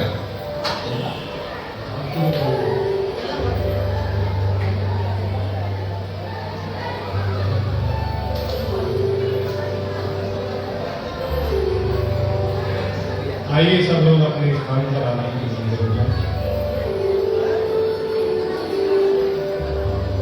बोलो श्रीमद् भागवत महापुराण की जय, बोलो व्यास जी महाराज की जय। श्री भागवत भगवान की है आरती, पापियों को पाप से तारती, भागवत भगवान की है आरती, पापियों को पाप से है तारती। श्री भागवत भगवान की है आरती, पापियों को पाप से है तारती। श्री भागवत भगवान की है आरती, पापियों को पाप से है तारती। इसे अपर ग्रस्त ये मुक्ति पर ये पंचम वेद ज्ञाना, कवि ज्योति जगा।